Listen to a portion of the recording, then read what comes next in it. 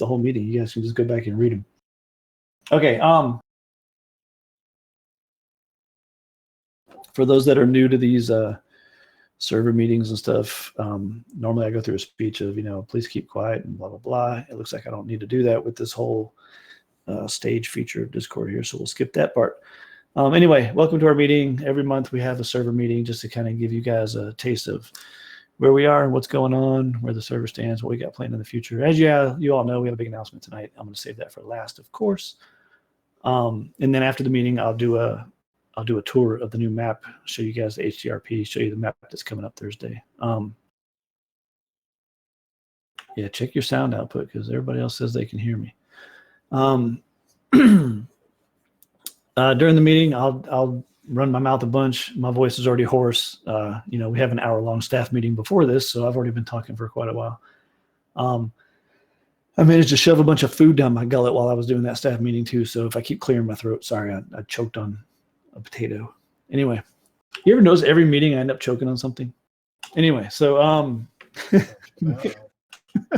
I really do. Every meeting. Shut up, Brait. I know what you're thinking. Look at that. I got a follower out of that comment. Okay, meeting's over.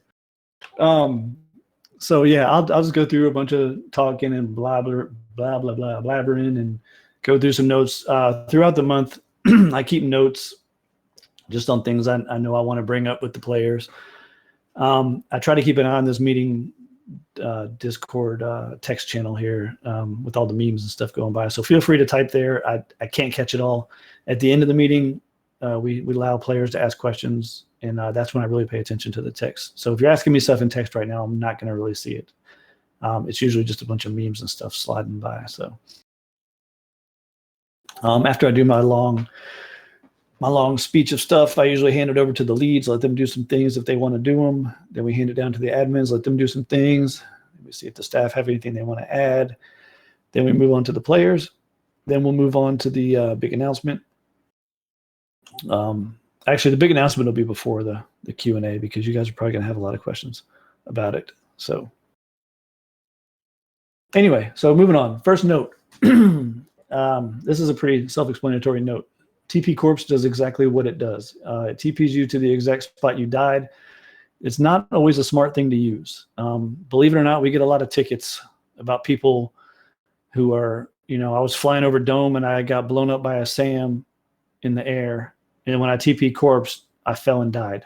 I need you to get my stuff back. And we're like, are you serious? Like, TP Corps sends you to the exact coordinates where you died. We've had tickets of people. Hell, I died to an auto turret. I TP corpsed and the auto turret killed me again. I need somebody to help me get my stuff. Like, no, dude, don't be stupid.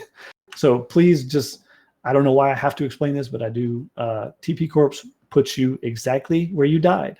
So if you died to something stupid and you TP Corps, you're going to die to something stupid again. So just understand that, and please don't put a ticket in. We're not going to help you. Yeah, it's not TP back safely on the ground near my corpse. It's TP to exactly where you died. If you die in the air, you're going to TP in the air. If you die under the map, you're going to TP under the map. With that said, using TP Corps to exploit, such as purposely dying inside of a red card loot room and then using TP Corps to get back to it, we monitor that stuff. We have ways of monitoring that stuff. Drac is actually exceptionally good at monitoring that stuff. He caught the last person doing it. Luckily, I have this really awesome plugin developer. He is in here right now. And all I had to do was say, hey, can you make it so that I can individually turn off TP Corps abilities for one person at a time? And he did that for me. So now I have a button I can click that removes TP Corps from your abilities personally. Even if you're a vet gold, boom, you lose TP Corps. So if you get caught exploiting it, and I mean blatantly, I don't mean if you're actually in a loot room and the NPC shoots you in the face.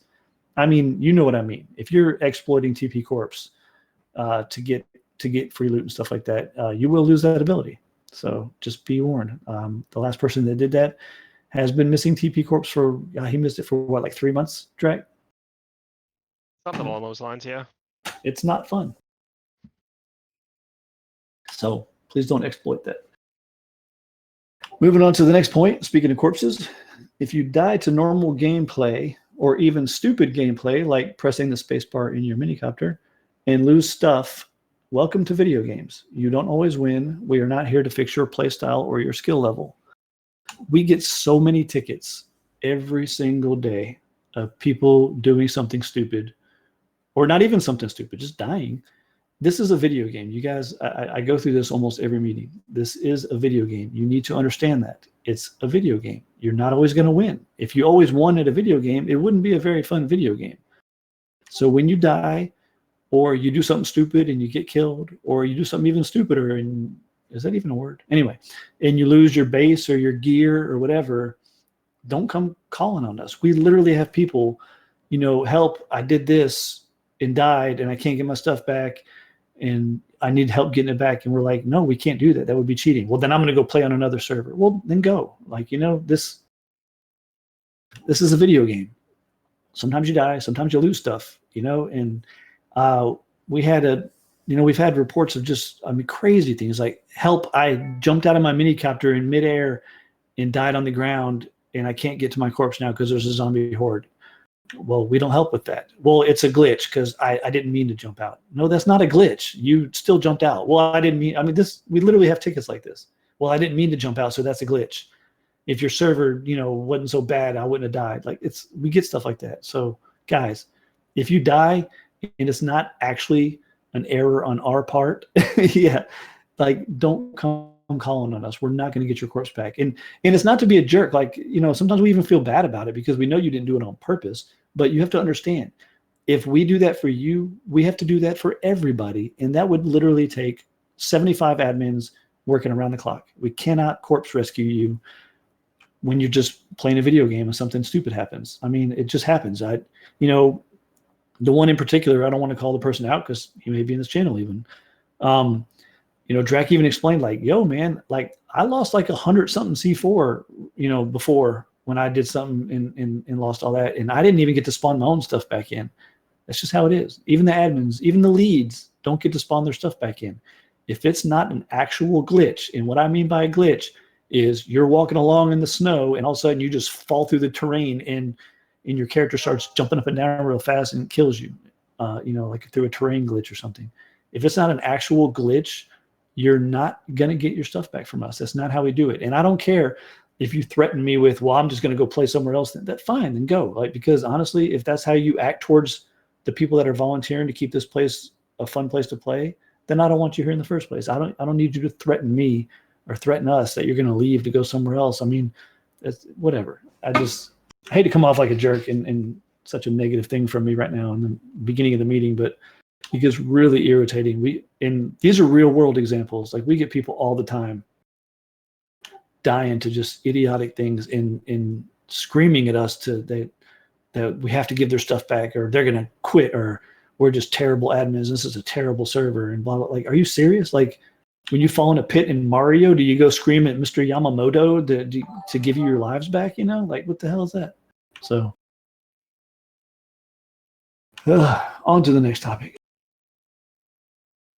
Yeah, actually, C-Town, I've as a cop, I've had many people yell that at me before. I pay your salary. This one time, I just happened to have change in my pocket, and I threw a nickel into his car, into his front seat. I was like, well, here's your share back. Sign here, please. So I legit have had people tell me that before. I pay your salary. Whatever. Shut up. What's funny is the guy that said it that I threw the nickel to, he wasn't even from that town. You don't pay my salary. You don't pay taxes here. You don't even live in this county. So, yeah. It's ridiculous. Yeah, thank God I'm not a cop now. You guys know my personality by now. Could you imagine if I was still a cop? Oh my God, I'd be all over social media with my attitude. There's no way. I would be sued so much. Oh, there's just no way. Okay, moving on to the next part.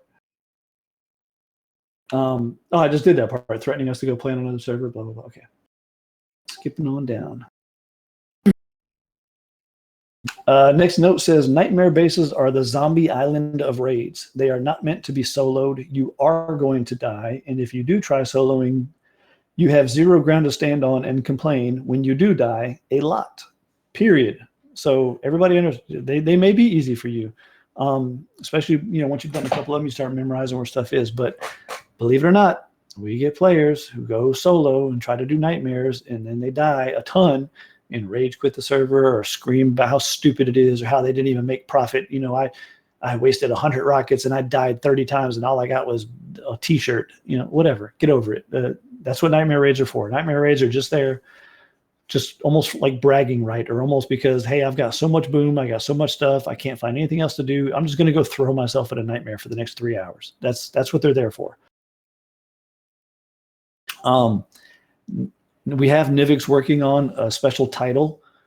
When you conquer a nightmare raid, you get like a special title that's in the works. That'll be just, it's just bragging rights. You don't get any perks or benefits with it. It's just for bragging rights that you've conquered a nightmare raid. But yeah, I mean, it's just there to be a nightmare. It's literally there to be torture. You're not meant to make profit. You're actually meant to die a ton. It's literally there to torture you. That's what it's there for. If you're trying to farm and practice raiding, go back down to experts and below.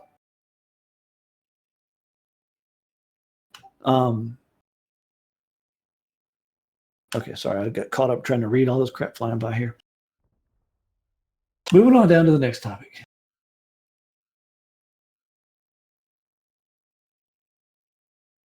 Okay, so the twig situation. So let me explain to you why we allow twig to be breakable on our server. Twig is breakable because the upkeep for a twig base is, especially with Z levels, you can hit one tree and have a twig castle upkeep for like the rest of the wipe. Twig upkeep is just insanely cheap. And on a server like ours where, Z levels can net you tons and tons of resources, back in the day, we had issues. I couldn't even imagine nowadays too, because this is back when we had, 20, 30 players. We had issues with just sprawling giant twig bases as far as the eye could see in every direction. Everybody just built their entire base out of twig. And then when, PvP day was about to start, they would just go through and upgrade it all to armored. So now they have this giant armored base that they got to have for free for the entire wipe. And on top of that, like Dualby just said, twig is ugly as hell. I take pride in our maps and in the scenery and all that good stuff, and having a bunch of twig monstrosities all over the place is just a freaking nightmare. So twig was made destroyable for the threat, if that makes sense. It wasn't made destroyable so you can grief people and be a douche. It was made destroyable so that if you build your base out of twig, you don't sit there and think in your mind, well, I'm just going to leave this whole base twig because, now I can just not have to pay upkeep for it. No, you're going to think in the back of your mind, well, I may want to upgrade this because somebody might come along and destroy it. So with that said, that doesn't mean we want you destroying twig. That doesn't mean you're supposed to go run around shooting any twig you see. It's still douchey.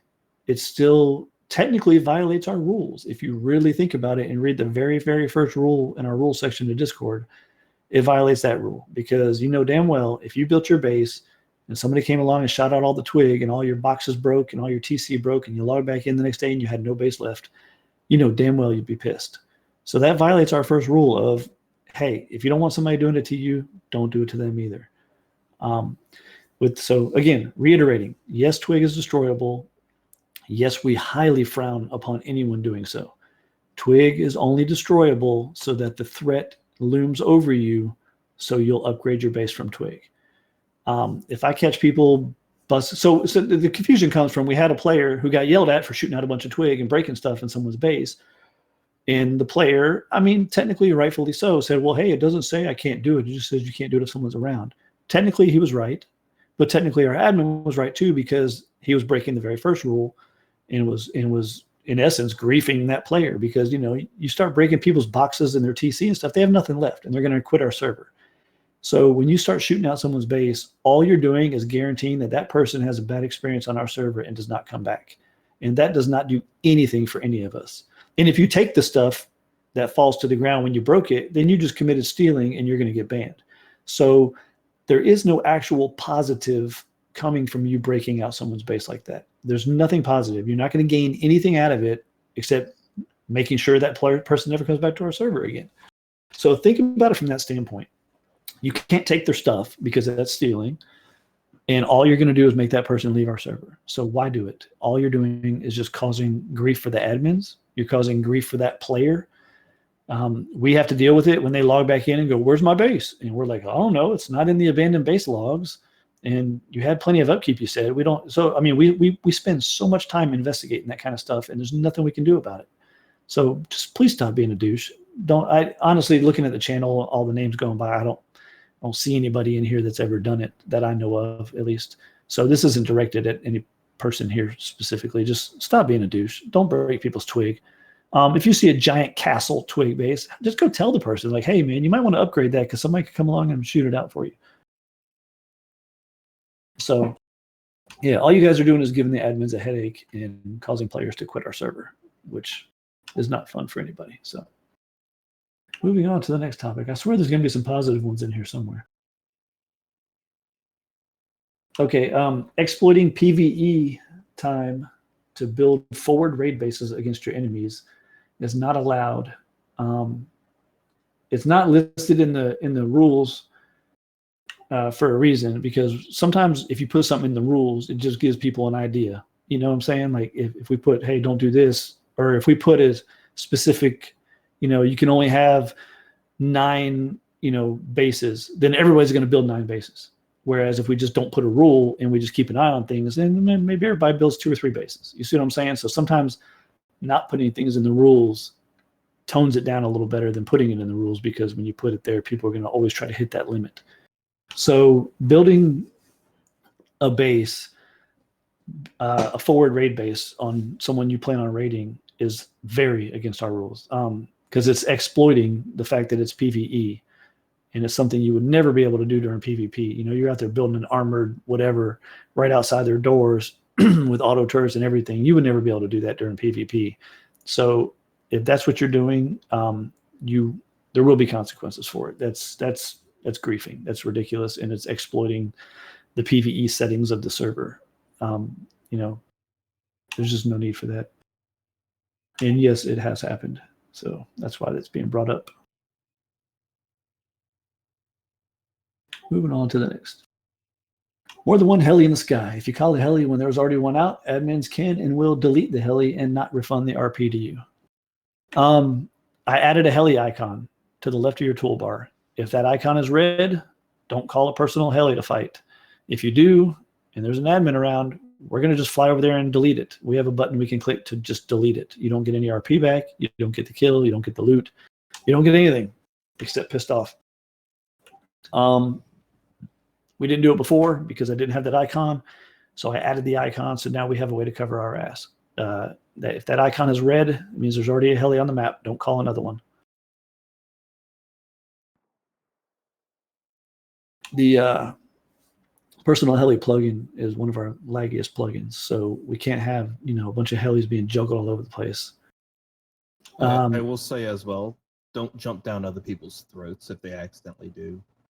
Like, we don't need you going into the chat and be like, oh, somebody else already called a fucking heli. You're an idiot. Fuck you. You're going to crash the server. We don't need that. We'll deal with it ourselves. Yeah, that's... And the same side of it, we understand accidents happen. It's when they happen constantly and, excessively, that's when we're starting to go, Yeah, we keep detailed notes on all players, good and bad. I know I've told you guys this before. If we catch one of you helping a noob or something, we'll put a note on your profile like, oh, I saw him helping this player today. I did one the other day. I think it was Frodo or somebody. I saw helping a player that had a zombie horde attacking them. I saw another player land and take out the zombie horde for him. So we keep notes on you guys that are positive too. But we also keep negative notes on you guys. So I'm going to use C-Town because he just said he accidentally did it one day. So if C-Town calls the second heli, I'll put a note on his profile. Called a heli when one was already on the map, said it was an accident, just warned not to do it again. And then 3 hours later, Drac sees C-Town call a second heli. Drac pulls up C-Town's profile and says, wait, T just talked to him 3 hours ago about this. What the hell? And now things are getting a little weirder. You see what I'm saying? So, accidents do happen. It's not like we're going to jump down your throat and just ban you. But we are going to talk to you. And, we keep notes on everything. So if it becomes a pattern, things are going to get dicey. But Frodo's a good guy. Like I said, we keep positive notes on people too. So just keep that in mind. If you guys are out there being nice and doing nice things, whether it's in chat or actual gameplay, we're always watching and we're always keeping notes on things. And the reason we keep such detailed notes on that kind of stuff is when we come to deal with people, kind of gives us a clue on how things might go down or how we might deal with them. In other words, like we're all, looks like in this channel, in agreement that Frodo's a pretty cool guy. So, you know, if I see an argument, I show up to, or I get a support ticket, you know, blah, blah, blah, and this big fight's going on, and I show up and it's, you know, Frodo and then some new player with 3 VAC bans on his account. And, you know, Frodo's like, I didn't do nothing, man. I was just walking by. And the other guy's like, no, he didn't. He stole this, he stole that, and he was yelling at me and called me the N-word. I go look at Frodo's notes and see 7 positives on there. And then this other guy has, you know, 1 negative note about harassing another player and then a couple of VAC bans on his record. Who do you think I'm going to side with? You see what I'm saying? So we keep notes on everybody so that we always kind of have a history on the player. So we know how to, Frodo's racist. So we know how to, so we know what we're dealing with when we get there. It's real helpful. I mean, helped me last night, actually. The player was getting sassy with me, and turns out it was somebody that I've had many run-ins with before, and he just changed his name. And sure enough, I went to look at his profile, and there were all the notes. And I was like, oh, I know who that is now. Too funny. So yeah, we keep lots of notes. So all you nice people, you guys have lots of nice notes. Yeah, we've had notes come into play from like 2019. We're like, holy crap, look at that. So yeah, they're pretty useful. It is. It's your HR file. Okay, but I mean, it also helps too. What if you guys apply for staff down the road, and then we look back and you know, you could be the coolest person in the world right now, but a year and a half ago, you have 7 different notes in there from just being a total douchebag to people. Like, oh, okay, probably would make a good staff member. So, yeah, Sunshine. You notice everything I do when it comes to running the server, I take from my police career, because again, when I go on a call, I have a domestic disturbance at whatever address. I pull up the call notes, and I can see every prior 911 call that's ever come from that address, and I can see all the history involved. So yeah, I know everything I do. I always refer back to police work, but it's pretty useful. Okay, so moving on. Oh yeah, I made this point the other night, and I told you guys I was going to just bring it up in the meeting because it was a kind of a good idea. So all these little TC locations all over the map, you know, you put down a foundation and a TC, and then you set home, and that's like it's set home launch, and that's your way of teleporting to the launch site, you know, /home. It gets things kind of crowded, especially when people start putting them in flat locations. And causes us to lose raid-based spawns and stuff like that. I had a good idea the other night. I think I was talking with Minty or somebody. I had a good idea the other night is why don't you guys share those things? There's nothing wrong with if you got a group of people you trust that you think are pretty cool on the server. You know, a couple wooden foundations take no upkeep. So even if someone does betray you and steal the upkeep out of the TC, it's not like you're going to lose but a couple hundred wood. There's nothing wrong with putting down a 2 wooden foundations in a TC and then sharing or giving guest codes to, you know, a couple people you trust, and you can all use that as a set home now. And so, you know, say HVid goes and builds one right next to the launch site, and then he lets Minty and Nova Baby and a couple other people come over there and set home also. Now you guys all have a /home at the launch site, and we don't have to have 5 different ones. We can just have one. So yeah, I agree with the unlock thing, Drew. The only issue I have is what if new players come along and they see an unlock TC, they're going to steal all the wood out of it, and you know, that kind of crap. So hell, even if you just posted in Discord or something like, hey, you know, most new players haven't got to Discord yet. Even if you just posted the TC codes in Discord or something, I don't care. But anyway, I think it would help a lot with the clutter and using up all the raid-based spawns if you guys just kind of shared some of those /home spots.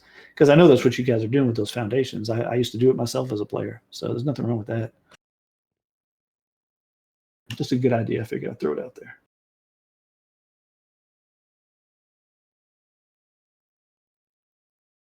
Okay, so yeah, I'm not going to be surprised if Drac and Mac and Aliana and 15 other admins jump in when I make this statement, because I'm sure we all have something to say on this. So if you guys do, feel free to jump in after I read the sentence here. My note says, everyone needs to lighten up and chill out. While we try to keep this place as friendly as possible, the oversensitivity to situations causes our staff a ton of unnecessary stress. So what that basically means is, some of you guys got to calm down, man. It's just a game. It's just a game. And as far as at least all the games I've ever played in my life, it's the only one that deletes all your stuff, you know, every 10 days anyway. So, I mean, just chill out. We got people getting so freaking pissed off about the stupidest thing. It's like a good example is, oh, I died to the Brad and I can't get my stuff back. I lost everything I had, everything. My whole wipe is all in that inventory. I'm going to lose it all. Like, first of all, why'd you carry everything in your bag? You got a backpack. And second of all, who cares? It's just a game. It's a game, and you're playing, and I'm going to toot my own horn here. You are playing on the most friendly PvE server, or Rust server, period. You're playing on the most friendly Rust server in the history of Rust. Like, it's all about your mentality. If you log in and you're just like, oh my God, I had really rough luck today. I died to the Bradley and I was being stupid and had all my stuff in my inventory. Anybody willing to just give me a hand? Dude, oh my God. Like, are you serious? Our server, even the most rude person on our server would still jump in to help you. That's how nice our server is. So, like, there's no reason to get so worked up. I mean, you probably end up with more stuff after that death than you had before the death. That's how nice the people are on our server. So just calm down. Please calm down. It's not that serious. And when you guys get all worked up and get all pissed off and you're cussing in chat and everybody's jumping down your throat because you're being a douche, that just causes so much stress on the staff too. And because we got to jump in and we got to deal with it. And now you're having a bad day and we can't do anything about it because you died in a legit way, but we feel bad and we can't do anything. And now you're mad at us because we didn't do anything. And now you want to quit the server, even though it was your own fault. It's just a giant snowball of negativity. There's no need for that crap. If you just, you catch more flies with honey than you do with vinegar. If you just get in there and say something, the server will jump up to help you.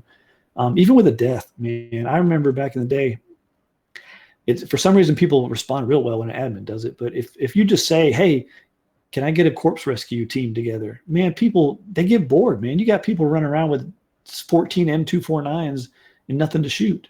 If they find out that you just died to a 20 zombie horde, they'd be more than happy to fly in on a minicopter and save you from it. Just ask. That's all you got to do is ask. People always do rescue squads, man. They always do them. And they're actually kind of fun, honestly. That's why people probably like doing them.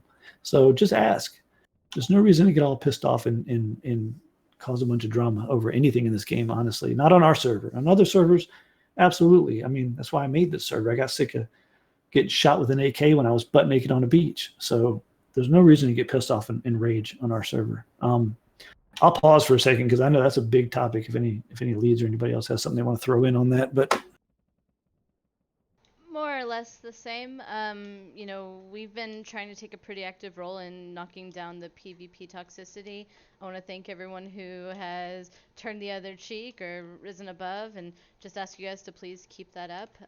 We don't want to see it. We don't have a lot of tolerance for it. We're all buddies, and the same thing I say applies, which is, the more that people are toxic to one another, the more that we're going to run the people that we like to fight against off of our server. There have been people who PvP and they actively leave our server because it's too toxic, and then you don't have anybody to kill because no one shows up for PvP days. So be good sports, make it fun to lose, make it fun to win. That's it. Cool. Yeah, especially with PvP. Like I know, I swear I discussed this at the last meeting. Back in the old days when our server was a lot smaller, PvP day, there's always going to be a group. That's all there is to it. You guys are going to have to just get over that. Because what happens is you'll get a couple players that are pretty good, real hardcore players, and people notice it, so they try to join up with them, and they do join up with them. And then now that group's bigger. Now the group's even more powerful, so more people notice it, and more people join up with it. And now the next wipe, it's even bigger. It's going to happen. It happened. We've gotten rid of the try-hard big clans before, because sometimes they get a little attitude. In the past, we've gotten rid of them before, and it just happens. A new one's going to take its place. The power void. It's always going to be there. So stop getting angry with it. Just go play. If it's not that big of a deal, and to the big power groups, I know there's some out there. To the big power groups, there's nothing wrong with being nice about it, man. If you roll up 7 players deep and you wipe out some guy's base, even if it's huge, even if it's a huge armored base, and there's only 1 or 2 guys defending it, if you wipe it out on PvP day, there is nothing wrong with handing them some kits back at the end and saying, "Hey, man, good fight. Here's some kits. Y'all go have some fun raiding. We'll back off. We're going to go the other direction now. Do our thing." it's a joint effort, guys. And what I mean by that is not being douchebags and not being toxic on PvP. It's a joint effort. It's a joint effort for the little guys. The little guys, don't take it so seriously. You got to quit complaining to the staff about the big groups, the big powerful PvP groups. We can't do anything about it. We've done it in the past. Like I said, that void just is going to get filled by another group. So there's really no reason for us to do anything about it. And they're not breaking a rule. They're just, they're just grouped up. So for the little guys, just roll with it, man. If you get wiped, you get wiped. No big deal. Go to the barbecue, play around, have some fun. Go piss in John Pay's pool. Whatever. Just go have some fun. Like I said, it's a two-way street. It takes both sides not being toxic to make this work. And for the big guys, same thing goes for you, man. You big groups that dominate on PvP day. You got to understand where these little guys are coming from, man. They've been farming all wipe solo. They don't have near the farm you guys have. They're no match for you. Yeah, you're going to destroy them, and they've worked really hard for that. And they may have wanted to stick around, a couple more hours into PvP day and have some fun themselves. And maybe you wipe them out, and now they're like, great, I have nothing left to do now. This sucks. So think about it from their standpoint. Get in their shoes for a little bit, and actually, the cough Briscoe, that's not the case. I don't care how much Briscoe wipes you. He has got to be one of the nicest players we have ever had on this server, period. Briscoe, from what I know of Briscoe would literally pull his shirt off his own back, mail it to you in the real life mail if was necessary. So I know he's in one of the stronger PvP groups, but dude, Briscoe is one of the nicest people I've ever seen on any of our servers, period. So it's not a good example for someone being rude in PvP. He's a good example of someone being powerful at PvP. His group is usually bigger and they usually do win. But the point being is there's no reason to get pissed off about that. And my point being to the bigger groups is same goes for them. Tell the person, good game, hand them a kit or something, man. I know you guys got tons. Hand them a kit. Help them repair their base or something. Help them get on their way to go fight another fight somewhere else. There's things you can do there's things you can do to not be toxic on both sides of the coin is what I'm trying to get at here. So yeah, I don't know. I don't want to beat the dead horse too much there, but we just got to stop the toxicity on both ends of the PvP, the little guys and the big guys. Moving on. Okay, so if someone is doing something that is not against our rules and is not a very blatant exploit, do not report them to us. Some people are going to be better at this game than you. Some are not. You got to learn, adapt, and overcome. There's not anything specific that I'm directing this towards, but I will give an example. Long time ago, back before Face Punch nerfed it, you could hot switch between rocket launchers and just fire rockets, bam, bam, bam. We had a player named Nanny Mochi. Was actually a really nice guy.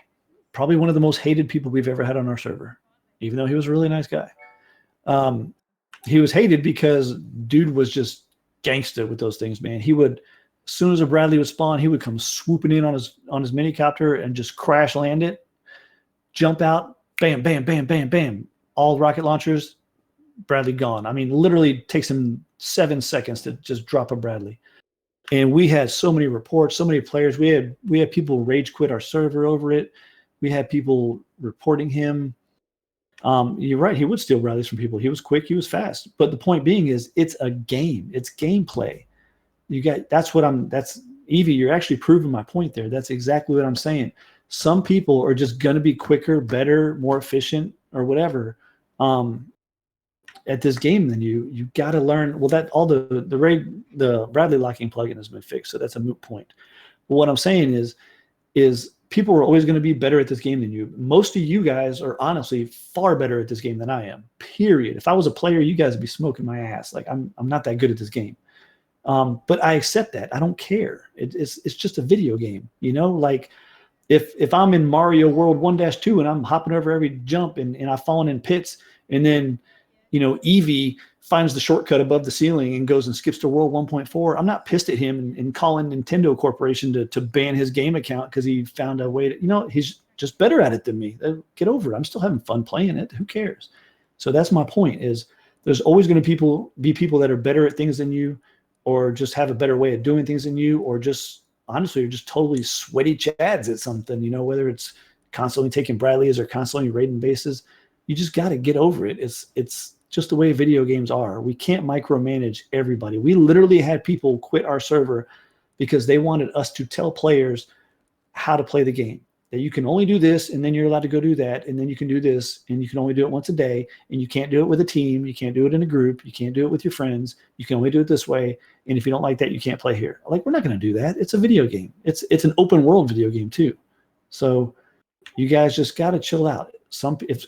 Honestly, if someone's doing something that you are capable of doing yourself, I don't mean skill level, I mean physically capable. Your game client can do the same thing. In other words, 6 months ago, your game client could have switched between 7 rocket launchers. Then it's not an exploit. He's not cheating. He's not breaking any rules. He's just doing something very efficient. Is he being a douchebag? Could be. But, people are douchebags all the time. It's a video game. So just the whole point of this is, please don't report them to us. We get people all the time, such and such, they just did this Bradley, now they're doing that Bradley. Okay. Well, you need to tell them to stop, because I was sitting here waiting for it, and then they just swooped in and shot it. Okay, why didn't you shoot it? You can't. That's not a called you a douchebag.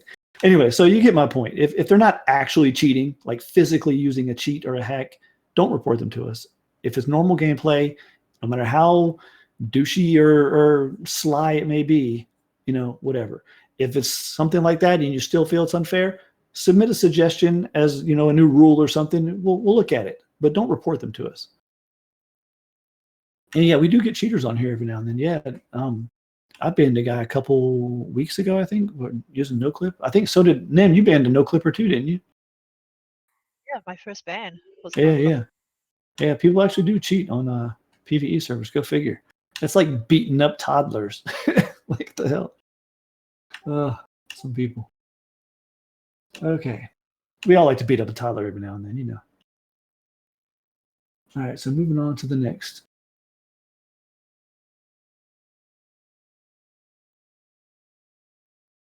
This is from your notes. Just remember, folks, the Christmas map, which we're not even on now, but Christmas map was a crazy map. It was meant to be a joke. It's meant to be fun. It's literally just like wide open flat land as far as the eye can see in every direction. So we were pretty laid back and relaxed with the building, building sizes and building all over the place. Things are back to normal now, especially with the new map coming up. So just, keep your builds under control. Don't go crazy. That was just like a little fun thing we did there. Yeah, so many people hated that map. Like, you guys, we just did it for fun. It was just meant to be fun. One last hurrah, because we're never going to see that map again. But man, people were pissed. Like, I'm coming back next wipe. This map sucks. Like, okay, if you don't like 100 nodes every square meter, that's fine. It's on you. All right. Yeah, that map was insane. Okay. My next note. Pardon my co-fire. This whole meeting has been recorded and streamed, so you can go back and listen. I can't start it back over. My next note, like I said, pardon my French, but stop the fucking accusations during PvP. Stop. Just period. Stop the accusations. Yes, we all know that DVN is really good at PvP. We get it. We don't need 37 reports every single PvP day on him. I've watched him so much, I can tell you his blood type. I mean, I literally can tell you his mother's maiden name by now. The first time I PvP'd his ass during an admin raid, I left the raid to go watch him because I was sure he was cheating. He's not cheating, so stop. Please stop. Stop reporting people. Stop with the accusations. When someone kicks your ass in PvP, you don't need to type in chat, nice scripts, bro. Like, just please stop. It's a PvE server. Nobody cares. Literally, nobody cares. Period. We have a whole suite of plugins that we run during PvP day. They literally are part of our PvP day initiation scripts. It installs all these plugins. I mean, if you guys knew the complexity of the anti-cheat plugins that we run during PvP day, we have anti-script, anti-no recoil scripts. We have anti-macro. We have aimbot detection. We have ESP detection. We have no clip detection. We have all these things, and it's live, real time. Some of the new staff got to witness it last bit. Like, whoa, what the hell is all that? Like, it's live in real time, just showing you every bullet trajectory, and it does all the algorithms and the math and calculates the percentage chance that you're using an aimbot based on the trajectory and the recoil of your. It displays all that live on our screens for us. We have a lot of shit on our screens during PvP day that we can see on you guys. Trust me, we're watching, we're looking. We don't need you constantly reporting people because they kicked your ass. It gets really old. Like, yeah, we literally know when you fart on PvP day, and we know what direction it was in. And if the grouping of the fart particles were too close together, we know about it. So just please stop reporting people.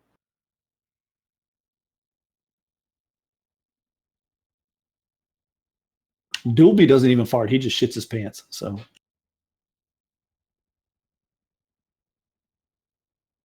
Actually, wait, don't we have a clan on Light called Shart? Those are the real ones. That's the real guys right there. That's hilarious. Okay. Moving on. New support methods. Matter of fact, this is the perfect time. I'm going to be shutting down our old support bot tonight. You no longer send a message to support bot for support. There's some sort of bug right now. Our support bot is digging the Discord API like 1,000 times a minute. Discord has sent us multiple warnings of like, your whatever bot is spamming our system, blah, blah, blah. And that's why it kept going down last week. The original developer of the plugin is no longer like developing it or maintaining it, and there's something wrong with it. And I don't know if Discord changed something in their API or whatever, but our support bot is literally spamming Discord API and getting us in trouble with Discord, like actual Discord. It's become self-aware. It's trying to revolt. It's getting sick of y'all's bullshit tickets. It's getting sick of, help, I died to a zombie. I need you to get my corpse or I'm going to quit your server. So it is on strike and has quit. So I had to quickly just come up with a solution, and I did. We have a new support system now. I've been waiting to shut down the old support bot.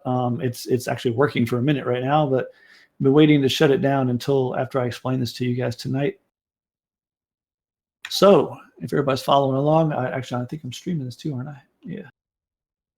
So if you have to put in support now, I moved the help channel to the very top of Discord, so it's nice and stands out by itself. You just go into that channel. If you click don't do this right now, by the way, because it's going to open tickets and we don't have time for that. But if you click the red dot, it opens a support ticket with admins. If you click the blue dot, it opens a ticket with sentinels. For those that don't know, admins are staff, admins, leads, everybody. Sentinels are just player volunteers. They have no powers anywhere, not in Discord, not in the game. They're literally just player volunteers that are there to answer questions. So say you're in the game and you got a question about, this won't work, or why can't I trade on something, and nobody will answer you. You can come into Discord, click that little blue circle. It'll open a ticket. You can ask the question there, and the Sentinels, which, by the way, Sentinels, you guys have been doing an excellent job. Quetzal and Evie have been doing great jobs. Evie hadn't even played in probably a quarter of a year and still answers Sentinel tickets sometimes. So props to him for that. And Quetzal, honestly, I wasn't even going to let Quetzal be a Sentinel because he's a young dude, and I'm racist against young people because I'm old. But Quetzal's been knocking it out of the park. I mean, dude is just killing it as a Sentinel. So everybody give a prop to Quetzal, one of the greatest Sentinels we've ever had. Just absolutely killing it. Anyway, so like I said, Sentinels are just player volunteers. They just answer y'all's questions. Again, they don't have any powers in game. So if this is a help, I fell through the map, or hey, how do I do, I can't do this and it's broken, it won't work. That kind of stuff needs to go to an admin. If it's anything you think might need some kind of admin power to solve, just go ahead and skip the Sentinels and go to the red circle. The red circle will open a ticket with the admins. So that's how that works. It's pretty easy to work with too. Like I said, you just click the button and it opens a ticket. When it opens a ticket, it'll start a channel with your name on it down there in a channel called support. You can see it right there on my screen probably, where it says support logs. I know you guys can't see the actual support logs channel, but in that category, it will open a ticket with your name on it, and that's where you can talk with the admins or whoever. Or the Sentinels. If you do a Sentinel one, it'll be under this little Zombot category here. But you can sit there and type back and forth with the admins. You can put screenshots or whatever you need to put there. Yeah, there's the big announcement. Support bot's gone. Okay, have a good night, everybody. See you later. I was just kidding. All right. Wouldn't that be a lame meeting? Hold on, I want to scroll. I want to make sure you guys gave Quetzal some props here. Okay, you did. Good job. And Evie too. Evie's been kicking ass as a Sentinel too. Don't get me wrong. He's good. He's good. He's all right. What other Sentinels we got? Is that it? Evie, Quetzal. Oh yeah, Shinebox Terra. is a Fought, new, but he does nothing. A new Who? Sentinel as well. Shinebox is new. Oh yeah, Sandbox is a newer Sentinel, isn't he? Forgot about that. Yeah. All right. Well, there you go. Those are your Sentinels, people. If you can look on the right-hand side of my screen down there at the bottom, those are your Sentinels down there. On Belior too. So good job to those people. Those guys, they don't get anything out of it, man. They don't get any ranks or any kits or anything special. They just literally answer y'all's questions to try to help you guys out. So props to those people for that. I'm lost here. Where the hell's my meeting channel? There it is. Okay, moving on down. Sentinels are gray. You see where Quetzal just typed right there. Okay, so moving on down. Oh, okay, well. So that's my next thing is the big announcement. So I guess I'll make sure any leads have anything else to discuss on all the previous topics first. Anybody leads? Any leads got anything? I don't have things about the previous topics, but I do have a couple things to bring up. Go ahead. Yeah, I have anything. I'll be quick, which is a much needed break for most of you, I'm sure. So just a quick thing, the skins. So we've done a lot of skin work over the last month or so. Thank you to the staff who helped everything kind of solidify and get us in a situation where we could, finally start moving forward on those. The way that our skins work, please don't badger me. I'll get to them when I can. I've been doing them about once a week or so. I've got a real life job and I've got a real life to live, and I've also got other admin duties I do. So I'll get to the skins when I can. Similarly, not all skins are approved.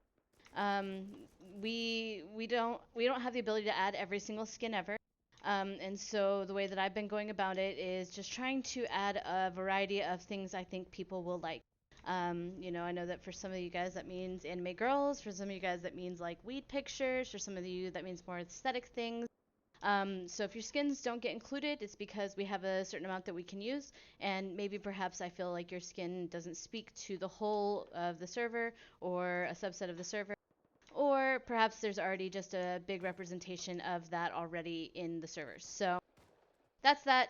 Raid bases are still kind of a thing that, we've been working to continue to add more to our library. I just want to remind everybody that our bases are player designed and submitted. We have a lot of admins who have done them as well, but by all means, if you would like to see more raid bases, head over to the raid base channel, look at the submission process, and submit some. And that's it. Microdrac, anybody? I mean, I got a few things, but they can wait till later. Well, so one other thing, folks, about the raid bases, as Elion just said, they're all player made. They're not made any special means. They're not made any via special tools that nobody else has. These are all things you can do on a vanilla server. I say that again for the people in the back. These are all things that can be done on the vanilla server. So all of our bases, except for some of the power stuff, so all of the actual building design is all done via normal Rust. So when you get that one base that may have some floor stacking, that's done via vanilla. Just realize that.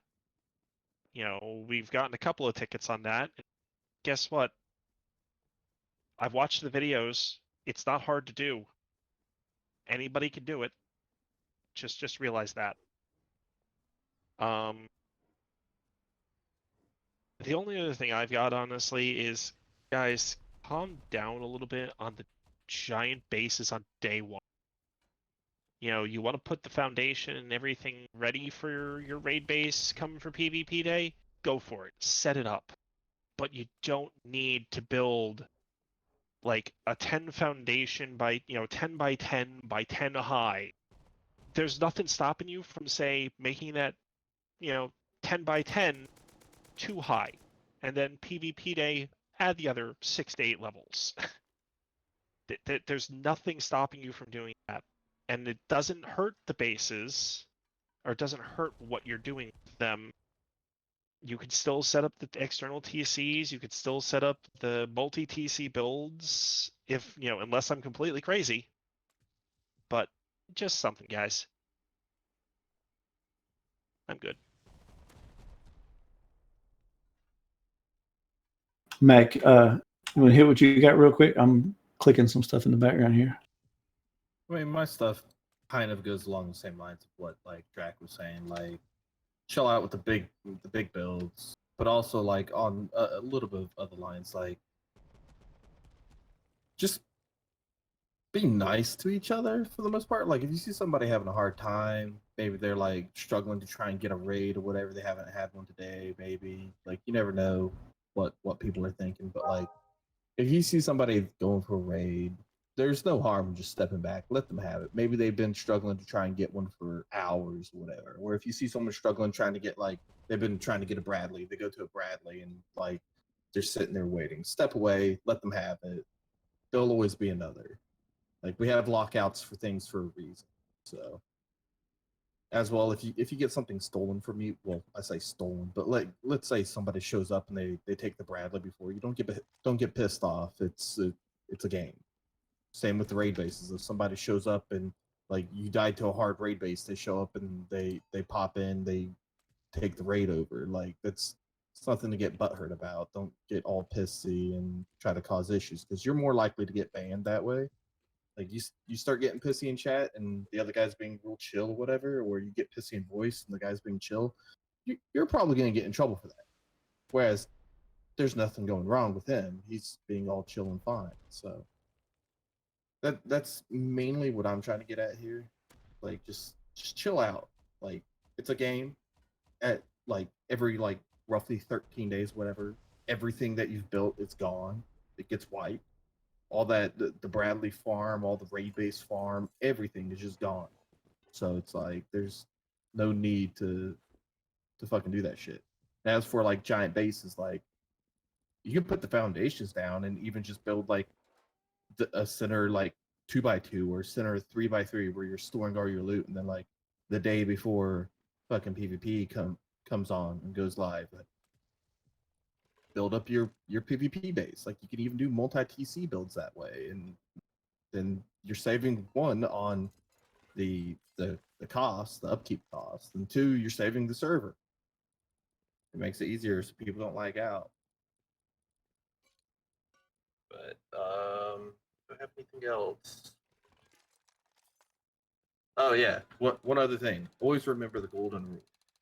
If you don't know what that is, I recommend you definitely go look at the golden rules.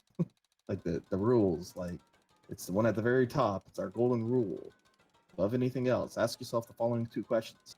Would I be okay if someone else did this to me? And 2, would I do this if there was an admin floating over my shoulder? If the answer to either of those is no, then guess what? You're breaking a rule. It doesn't have to be written down, because we have that covers everything that's not written down. Like, if someone does something to you, whatever, and you're like, man, this is rude or whatever, and then you go and you do it to them, and it's like, well, if an admin was here, I wouldn't be doing this. Guess what? There's a problem. I think that's really it, T. Cool. I've got one more that I just thought of. Sorry, guys, no announcement yet. Gotta wait for Drac. Yeah, I'm sorry. Also, guys, we put warp spots on the map for Bandicamp, Outpost, Town. Can we not build on top of them or directly next to them, or give space? People have to load in those spots. So, and now I load in and there's 47 bases. My computer has to load 47 bases worth of stuff. I have a decent computer. Someone on a potato power cord sticking out of it, they're going to crash. So, by the way, town will not have an auto turret anywhere near it before PvP day. I'll tell you that right now. I will come over there and delete them things myself. so, let's not build on top of one of the warp points just for the convenience factor. Let's spread that out. It I've seen it be a problem when it comes to like Bandit Camp, because everybody wants access to Bandit Camp and put 75 vending machines right next to Bandit Camp because everybody warps in there. Everybody can go shopping. That's great. I'll start moving warp points on all of you. And eventually, if all of a sudden Bandit Camp or town warp points in the middle of the ocean, you guys will know why. So just be courteous to everybody, please. Don't build right on top of it. I'm done. On that same note, if I have to, I'll just start extending the no build zones. I try to be tight with them so that we can have more raid bases and more stuff going on. But if people keep crunching in on them like that, I'll just make giant no build zones around them that people will be pissed off because they can't build anywhere near town. So that's why we can't have nice things. Yeah, the same rule of thumb we always say, if you're going to build crazy, do it on the edge of the map. The less we have to load in when we move around is great. Building in the center of the map and having that much going on. I mean, when I warp to town, it takes me, I don't know, 15 to 20 seconds to wake up. Whereas when I warp other places, it takes me about 1. And my computer can handle this game pretty well. So that's a problem that if somebody didn't have a good computer, it could be an actual crash for them.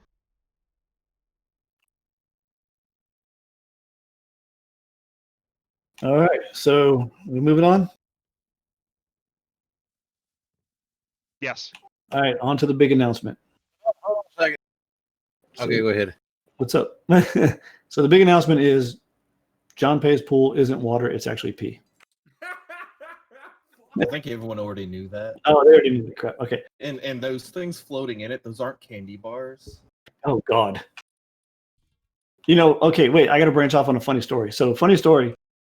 When my son, who plays Rust on our server, when my son was real little and being potty trained, I couldn't get him to poop. Right, no matter what I do, I couldn't get him to poop on the toilet. He was like 1, but he had this little stuffed dog named Midnight, which was the name of my actual dog. And this little stuffed dog, it was like he carried it everywhere with him. Right, I couldn't get him poop. Finally, I said, I got an idea. I went in the bathroom and I was like, look, Midnight's using the toilet, and I had his little stuffed dog, and I had those little bite-sized Snickers in my hand behind it.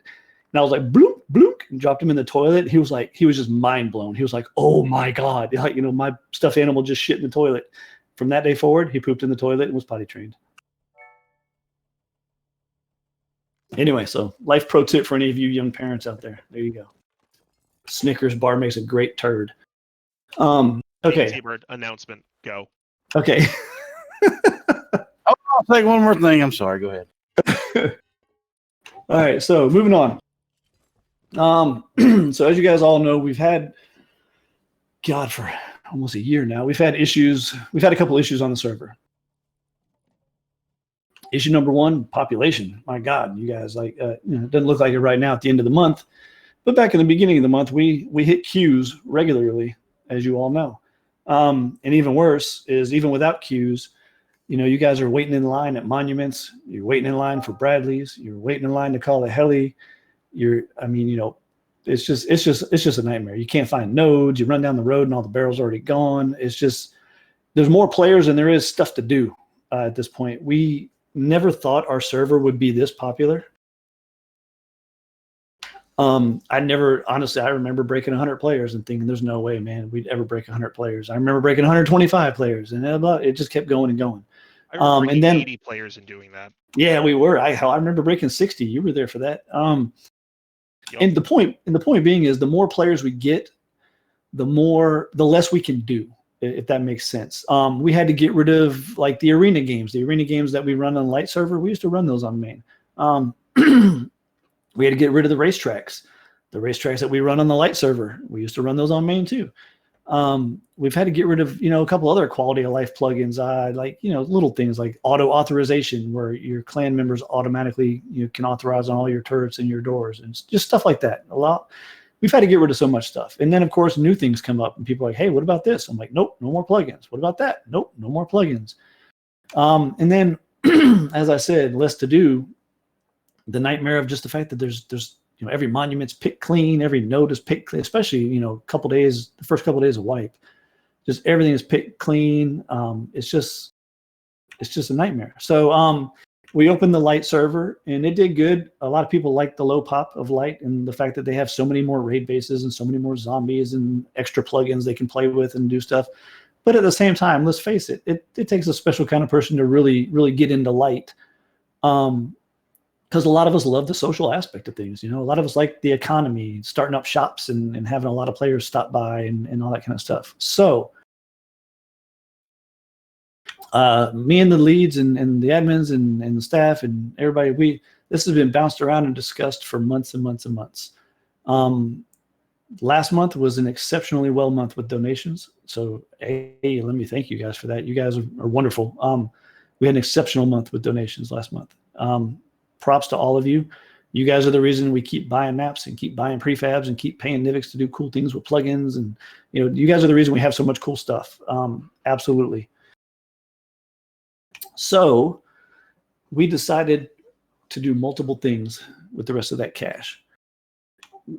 We are going to open a second duplicate server of main, and we're going to lower the maximum population of main. So what we're doing is we're dropping the population of main, opening a duplicate of main with the same population, and we're going to leave light at 50, and we're also going to cap light. As you guys know, right now, light will increase its player count to 75 if it starts to get packed. We're not going to do that anymore. We're going to cap it at 50, and it's not going to move.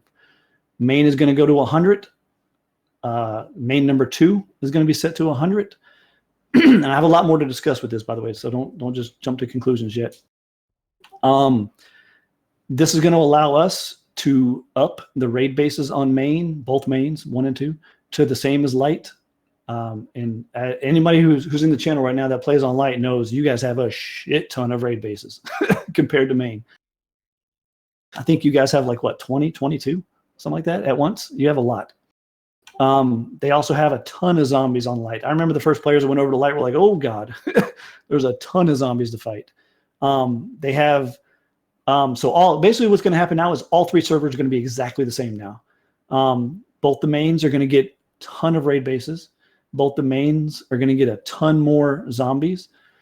Both the mains are now going to have the arena games, gun game and all that fun stuff we do on light. Both the mains are now going to have racetracks and all the car races, minicopter races, and all that fun stuff. Yeah, so the basically, believe it or not, one of the concerns we had when we first started discussing this idea was is making it more work for me, which it won't be, because right now it's actually more work for me that the servers are configured differently. That light has different settings than main does because I have to do everything twice. With all 3 servers being identical, obviously, player counts are different and, descriptions and titles are different, but you know what I'm saying. Raid bases, racetracks, zombie hordes, stuff like that, all being configured exactly the same. I can just copy and paste, and it makes my life a lot easier, honestly, to have these 3 servers being identical than it does to have one big ass server and one little server that I have to configure differently. So with that said, we're going to allow the way we have to do this, as you guys know, everything is automated with Vet Gold and all that kind of crap. So the first thing I'm going to do is, this is all going live at Force Swipe Thursday. The first thing I'm going to do is I'm going to turn on those 2 servers. Well, actually, let me tell you the other good news. The other good news is the new main is actually, we found a better host with better spec system, and I mean much better spec system. We got a friend that's running multiple 800-person servers on these Deddies that we have now. They cost us a little bit more per month, but the specs are just through the freaking roof. So with the higher specs and the lower player count, I don't see us having any problems in the future. So here's how this is all going to go down. First, the new main server is opening up on the new host. It'll be a completely new IP, completely new all that stuff. Then also, I'm moving light over to one of those new Deddies. So light's going to have even better performance. Not that it needed it, but sort of like a guinea pig, so I can compare things. So light is going to be moving over to the new dedicated machine also. So light will have an IP change. I'll explain all that in just a minute here. Once we're going to leave the old main and the old light, or not the old main, I'm sorry. We're going to leave the old light up for about a month with a banner across the screen like, hey, we've moved. Here's the new IP.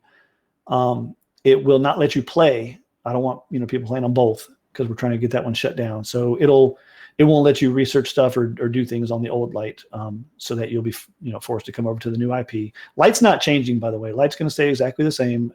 Again, we're just not going to let the population go above 50 like we do sometimes. Only thing that's changing with light is it's moving IPs to a better hardware. One of the reasons I'm moving light, even though light doesn't need a hardware upgrade, is I'm actually trying to get all our servers over to this new hardware. The reason I'm not moving main 1 yet is just because I don't want to do too much to you guys at once and just cause mass confusion. So I'm leaving main where it's at right now. One of the main reasons I want all the servers over there is not only is it better hardware, but this host allows us to take our IP with us anywhere we go. So if we upgrade or if we downgrade or if we switch machines or if a data center burns to the ground, we can take our IP address with us. So we'll never have to change IPs again, which is beautiful, from an administrative standpoint. That's one of the reasons I'm moving light over there. So on Force Wipe Day, light will switch IPs to the new hardware. Main 2 will go live and will be an exact duplicate of main 1. And when I say exact duplicate, that means when I shut the servers down for wipe on Thursday, I'm going to copy everything over to main 2. I can't copy your ranks, which is why we're doing this at Force Wipe anyway, because you lose your ranks. But your RP, all that stuff, is going to be copied. You're not going to lose any RP. With that said, in main number 1, by the way, is going to stay right where it's at. The only thing that's going to change with main number 1 is the population is going to drop down to 100 instead of 150. So you guys on main 1 don't have to worry about anything like that. With that said, what we're going to do, we have 2 offers we're giving to people. Offer number 1 is the first 10 people, and don't start posting in the channel. I have a method that this is going to happen. The first 10 people that decide they want to main on server number 2, like they want to move there and stay there. The deal I'm going to make you is I'm going to give you a free gift card for a free Vet Gold, which is 30 days of Vet Gold. So even if you only had a week left on your current Vet Gold, you're going to get a whole brand new one on the main server, with the caveat that I get to turn off your Vet Gold back on the old main server. So, and the reason I'm putting that caveat in there is I didn't want people just claiming it so they can get a free Vet Gold on main number 2. And then now I'm still going to play on main 1 though. You know what I'm saying? Like, I don't want you to take it. It's kind of like taking up a prime build location and you're not even going to build a base there. That's not fair to other people who really wanted to use it. So if you take the first 10 player deal that I'm making, the first 10 players to switch to main number 2, I will give you a free month of Vet Gold. And when I say free month that means you guys are asking questions ahead of me. So just let me finish explaining first. That coupon is just a 30 days of Vet Gold period on that new server. And again, that means I get to cancel your Vet Gold on the old server for those first 10 players. Now, on the other side of that, if you already have Vet Gold on the old server, as you guys know, I have no way of altering these kind of things as far as moving it and copying it and stuff like that. It glitches our system, and our store plugin will start throwing all kinds of errors. But here's what I'm going to do, and you got to be patient with me. I gotta make these things.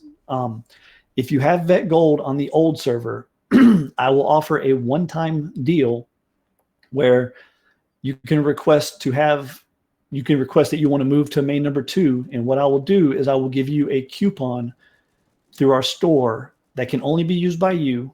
I have a way of doing that. I can put a Steam ID on the coupon that it's tied to that only that person can use. And what that will do is give you a coupon to where purchasing Vet Gold on main number 2 is free for 1 month. So let's say, and I'm going to do it for whatever you have. So if you have a year of Vet Gold, or let's say you bought a year of Vet Gold and you have 9 months left on it on main and you want to switch to light, what I'm going to do is I'm going to give you 9 months worth of Vet Gold coupon, for that. Or so I'm going to try to make it as identical as I can. Obviously, down to the exact day I can't do, but what I'm going to say is, so if you have 2 months of Vet Gold, I'll give you 2 coupons to get 2 months of Vet Gold on the new server. Again, the same caveat though is if I do this transfer for you, this takes manual work for me. I can't just click a button. I got to go and I got to create the stuff. I got to find your Steam ID. I got to enter it in there. I got to calculate the days and the months, and I got to do a bunch of stuff. So if I'm doing this for you, if you put in to transfer, it's going to cancel your Vet Gold on the first server, and I'm not transferring you back again, is what I'm getting at here. And I'm not trying to be a dick. I'm not trying to be rude, and I'm not trying to swindle you guys or do anything, but it's a lot of work, and I can't keep going back and forth like that. I'm sure we're going to get flooded with a good 20, 30 people that want to do this. So again, let me restate this. If you want the first 10 people that do the thing I'm going to do later, and I'll show you, it's going to actually be something in Discord where you can click a button, and it's only going to allow 10 people to claim it. That's how we're going to do that part. So those first 10 people are going to get a free Vet Gold, period, for switching to the new server. And if you're one of those people that already has Vet Gold, all you need to do is wait until I get you transferred over there with your current Vet Gold. You know, say you already have Vet Gold and you transfer over there and you get a month of Vet, you get your new Vet Gold over there on that server. Then you can use that free gift Vet Gold I gave you for being one of the first 10, and it'll just tack on the extra days. I saw some of you guys asking questions earlier. What if we already have it? That's how that works. So anybody who wants to move to the new server, we will let you one time transfer your Vet Gold. And the only way I can do it is to let your Vet Gold expire on the main server. I can change expiration dates of Vet Golds. So what I would do is I would change the expiration date of your Vet Gold on the main server to just expire now. Well, not right now, but when you do it. And then I'll give you a coupon for a free Vet Gold on the new server to equal to what you had on the main server. Some of you guys have a year of Vet Gold, so I would make it match. Then the first 10 people to click this thing I'm going to set up in Discord later tonight to claim that they want to main on the new server. This is just an incentive to get some people over there. The first 10 people to do that get a free Vet Gold coupon also. Again, it can stack on top of the Vet Gold you already have too, just on the new server. Yes, Pucky, the whole first 10 people to click this get free Vet Gold. It doesn't matter if you don't have Vet Gold or not. Matter of fact, I'd prefer people that don't have Vet Gold take it. But yeah, it's literally just the first 10 people. I'm going to hand you a coupon for free Vet Gold that's only valid on the new server. That's all that is. And again, it's just sort of a incentive to get some people to spread out, because what I don't want to happen is I'm not trying to split the community. And this is actually the part of this that we had to discuss for 2 months is we really were scared about splitting the community and harming the beauty, honestly, not to sound weird, but the beauty that we have in this community here. That was our biggest discussion as staff about doing this, was we don't want to split the community up. We really like our community, but we finally weighed the pros and the cons. And the pros of no more running the roads with no barrels, no more waiting in line at damn monuments, no more fighting over Bradleys. Obviously that kind of stuff's still going to happen some, but you know what I'm saying. 50% server reduction in population is going to make a huge difference. 3 times as many raid bases or whatever, 3 times as many zombie hordes. We can run more plugins, so there's more stuff to do. We finally felt like the pros really outweighed the cons, if you get what I'm getting at there. So basically that's what this all boils down to. I don't want to see on Force Wipe, main servers at 100 player cap, and we've got 100 people online and 75 people in the queue because nobody wants that. So that's why we're doing the whole incentive thing, to try to get some people to switch over to main 2. So that main 2, we know main 2 is probably going to have a lower pop for a little while because not everybody's in this channel listening to the meeting right now. So yeah, things will happen.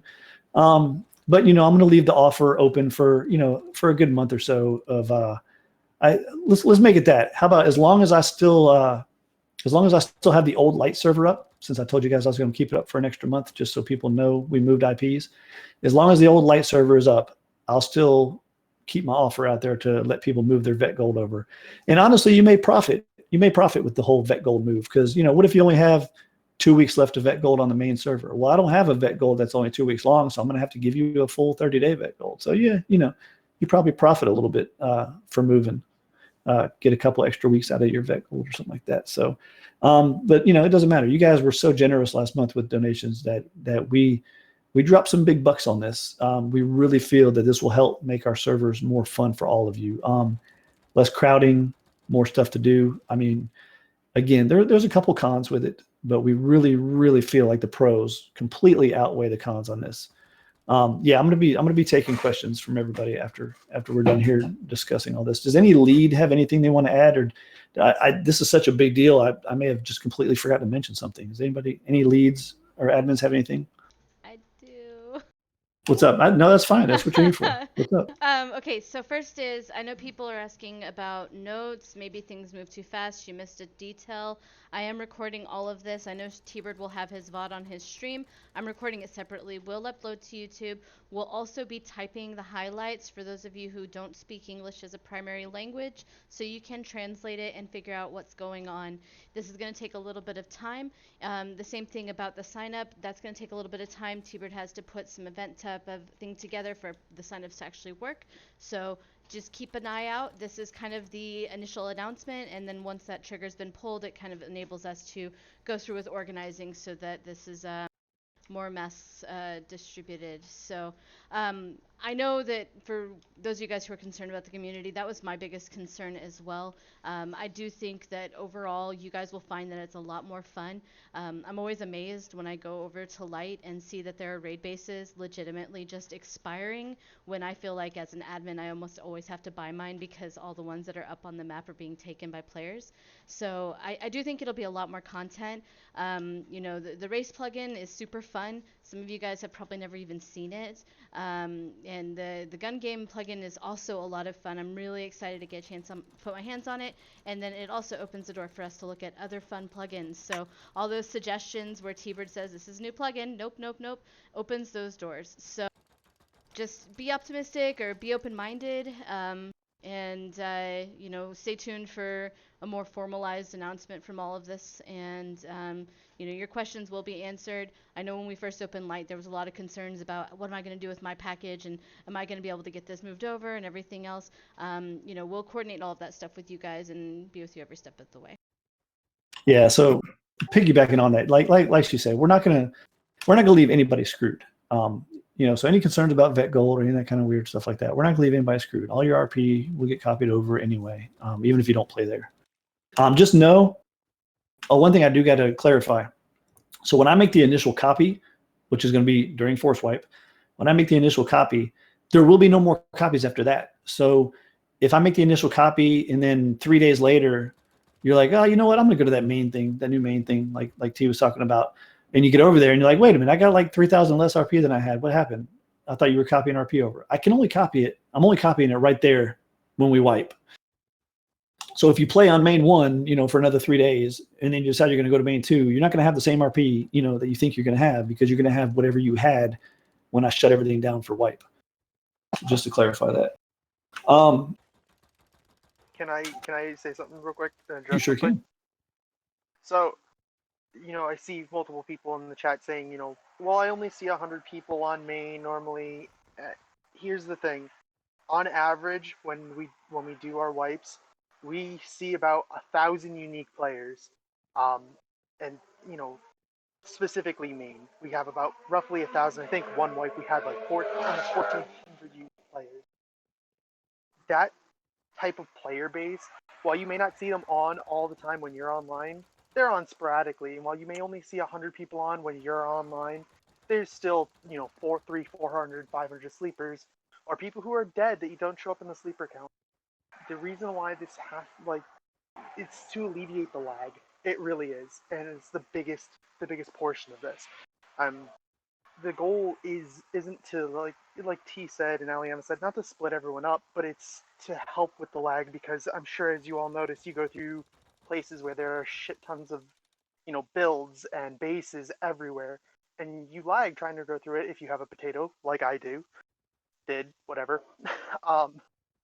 So it's to try and help with that, so we don't have 1,000 unique player IDs on the main server, and hopefully split that down to be a much smaller number, so that we can have more fun on these servers and people can enjoy themselves and not lag out, not crash, and things like that.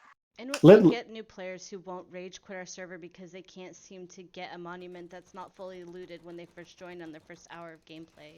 That's what I was getting. That's literally what I keyed up to say. So you got to think about this. We cap out and hit a queue on 150 players on main, easily have 70 to 75, Nim would know better than me, on light around force wipe time. We cap the hell out on both servers for almost a full week when force wipe happens. That doesn't count all the people that come and go. Think of all those abandoned bases that sprout up 3 days later because they log in and they literally can't even go to a monument because, there's like a line at the airfield. So yeah, you got to think about that too. Is a lot of people are going to stay now instead of just, oh man, this server's too crowded. Screw this. So I think it'll be a bonus just all around. I mean, just all around, especially with more stuff to do. Also, I meant to mention earlier, I forgot to say it as part of what we're changing. I'm also with part of the whole more raid bases, more zombies, more plugins when this happens. I'm also going to be lowering the Bradley respawn timers a little bit, the low end. I haven't quite, I don't know if we ironed out what we're doing yet, but we're going to be lowering the low end of the, dude, nobody likes the Jixer. Going to be lowering the low end of the respawn timer on Bradley's. So again, don't quote me on this. So instead of 30 to 90 minutes, maybe it's 15 to 90 minutes or something like that. So just something to make them spawn a little quicker. And with less players, that's even better, right? So, ZX7, I remember those. Anyway, so I've seen a lot of scrolling by about how I'm going to do the first 10 people thing. We have a little Discord bot that lets me start. I guess it's made for doing WoW, raids or something like that. But it lets me do a signups thing. I can set the max amount of people.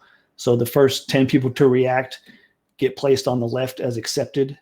And then if more than 10 people react, I think it lists them on the right as standby, I guess, in case one of the people that did it change their mind, whatever. Anyway, but the point being is it lets me see just, first 10 people to click this, get it. And I'll put that in the announcements channel. So that'll be going up in announcements channel probably in about an hour or so once all this meeting stuff is ironed out and finished. Okay, so let me make sure I covered everything with this. So in a nutshell, again, main 1 will drop to 100 players. We'll have more raids, more zombies, more plugins, shorter Bradley spawns. Main 2 will have all of those same features with 100 players and is on the new hardware. Light is switching IPs to better hardware. So with that said, I have booted up Light and Main 2 right now. You cannot play on them. The reason I booted them up is so that you can go ahead and add them to your favorites now. So when all this happens on Force Wipe Day, you don't have to be scrambling trying to find IP addresses and all that kind of crap. So again, both those servers are online right now. I will put the IPs in the channel in 1 second. While you do that, let me jump in real quick. So with all this going on too, you guys gotta understand, we're gonna have to spread ourselves a little bit thin as admins too, because now we're dealing with 3 servers instead of 2. So you might have to wait a little bit more, or we might not catch your question in chat, or if you're yelling for help in chat because you fell under the map, might not be able to get you in time type thing. Support bot, our new support channel, use that definitely. If you need us to use that, that's going to be the quickest way.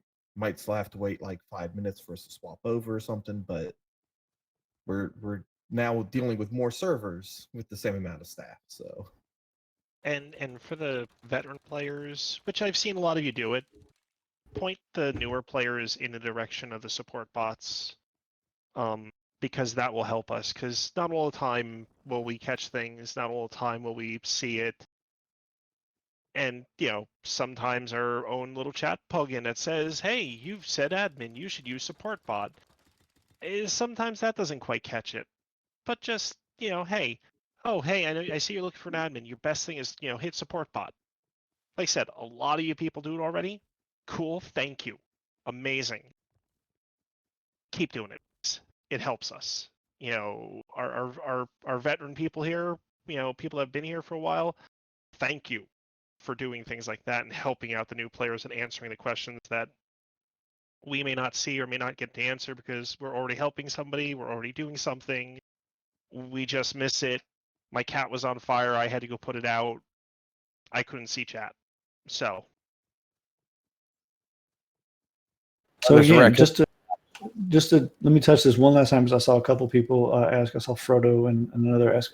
So again, basically, yes, main 1 and main 2 are now going to be having the exact same configuration as Light. And for those who don't know, Light has almost triple the raid bases, almost triple the zombies. They have multiple additional plugins that are extremely fun. Actually, that's the only time I play, is I go over to Light just to play with those plugins.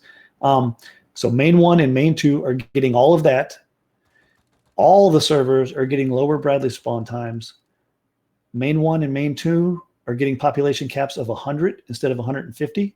Light is staying at a population cap of 50. So main 1, 100, main 2, 100, Light, 50. All 3 servers have triple the raid bases, triple the zombies, more NPCs, more plugins to play with, faster Bradley spawn times. That's that. Yeah, there's like triple. Anyone who plays on Light in the channel right now want to tell Frodo what you guys deal with over there with zombie hordes? Yeah. So no, tragic. They're not going to come to Light, because that was part of the key of this. Is I now cap Light at 50. It won't even go up to 75 anymore. Like, I'm not trying to get people to go over to Light. That's one of the beauty of this, is now instead of making people want to go to Light because Light has more stuff to do and less players, now they're going to just get that on the main servers. So they won't have any reason to have to go to Light. I know you Light people love your low pop and get mad when we send people there. So we're not doing that. We're making it so everybody gets all the fun stuff. And again, these servers are online right now. I'm going to leave them online all the way till Force Wipe, so you guys can favorite them ahead of time. There should be a script that kicks you off after like a minute or two. Let me know if that's not working. Someone, please. If the script doesn't kick you off, it should warn you.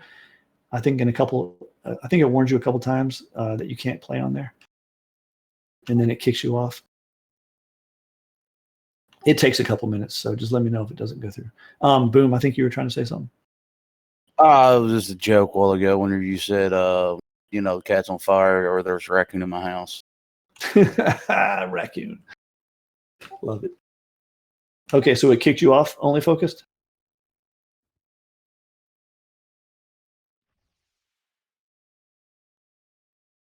Just want to make sure that script is working. I definitely don't need the confusion of people trying to play there. And what happened? Okay, cool. So the script kicks you off, but at least it gives you enough time to get on there and favorite the server. All Rust servers, Lasagna Lord, all Rust servers are wiping Thursday. It's the big HDRP update. Which, by the way, the meeting is not over after this. I'm going to take you guys on a tour of our new HDRP map that we've been working really hard on. Can you guys believe there's 146 people in this channel? 2 days before the end of the Force Wipe month, 146 people in the voice channel should tell you guys that we definitely have the population to support this split. The 145 people listening, that doesn't count the staff. So there's over 150 people in here. Yeah, I'm not going to show the secret build spot. Okay. This is the part where I make sure. Here's how the rest of the meeting is going to go. Now that we got the announcement out of the way, I'm going to see if the leads have anything. I'm going to see if the admins have anything. I'm going to see if the staff has anything. Then we're going to go to player questions, which is where the staff are going to allow you guys to request to speak. I don't know how that works in these new channels. We're going to figure that out. And then that's where we're going to take questions from the players. As soon as that's done, I'm going to actually flip my stream over to Rust and take you guys on a tour of the new map. So be sure to stick around for that if you'd like to. So passing to the leads. You guys have anything you need to bring up still? Just for you, T, give me some time to get all this stuff written up. As soon as you move over to actually demoing the map I'm going to start on, and I'll send it to you, just so you know. Yeah, no rush. I don't know. I wanted to get in the middle of it, but then just in case you went straight to it after you're done streaming, and it's probably gonna take me a minute. So. Oh, you're good. Actually, I have no fear, no hope for Terminus anytime soon. I wish, man. I would actually legit buy a second account for Rust just to play with you guys on that. So on a quick side note, now that Aliana doing a task for me has reminded me of, as you guys all know, anyone who's been around the server for a while know, Force Wipe is extremely difficult and stressful for me and the staff as a whole. Let me not even say me. Let's just say for the staff as a whole. It's very stressful. So on top of that, any Force Wipe where Face Punch makes a big change is even more stressful for me and the staff. And then on top of that, like it's his job. Yeah, on top of that, I'm going to be trying to move multiple servers, or not move, but I'm trying to juggle technically 1, 2, 3. Yeah, I'm juggling a bunch of servers here. I gotta, we got the 2 old ones. Then we got main 2, and we got the new light. So I'm going to be juggling a bunch of servers. I got to do a lot of stuff. I literally, like, I feel sick to my stomach just talking about it. I'm not even kidding. I'm not even trying to be funny. Like, that's how stressed I am about this. So please bear with me on wipe day. This is killing me. You got to understand, FacePunch has literally deleted all our maps by doing what 32 BP just said there. All our maps are destroyed. So, 20 plus maps gone. I have to figure out a way to come back up with, every wipe, we got to have a new map. It's incredibly stressful. On top of that, I'm going to be missing 2 leads a lot. I think Drac and Aliana, you guys are both going to be missing in action a bunch, right? Reinforcement? Or was it Mac? Mac is going to be gone for a couple days. Yeah. Okay. So Yeah, I'll be here. I'll be around-ish and then gone the weekend. Yeah, but I mean, she got family coming to town, so I can't and don't want to rely on her because real life comes first for everybody, including the leads. I'm going to be real short-staffed. Again, there's no words to describe how stressed I am about this Thursday. So please bear with me. Please understand, I'm a human being. I've got a full-time job. I've got 2 kids. I've got a dog. I've got a wife. I got a house.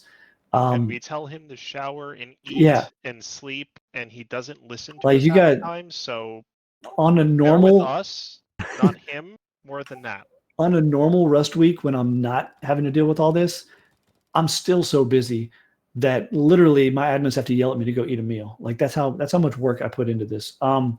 This Thursday is going to make the rest of that look like child's play. Like this Thursday is going to be a freaking nightmare for me. Like I literally have warned my wife, hey, I'm probably going to be in a really bad mood Thursday, like just ahead of time. So just please bear with me.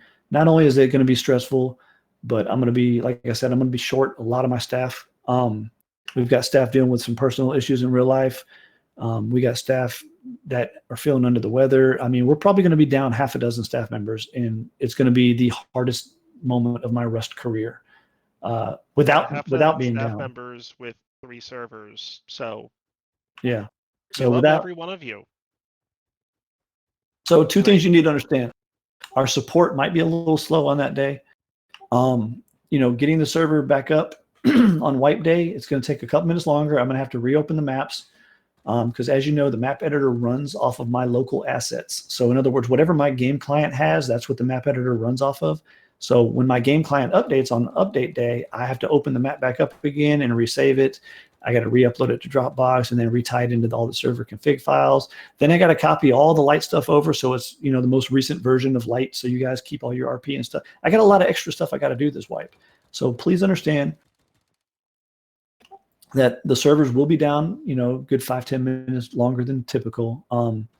Also understand, we preach to you guys every wipe, hey, don't do anything major. Don't do anything too serious. Don't use up all your kits. Don't use up all your votes and stuff yet. Just wait till you get the all clear from me.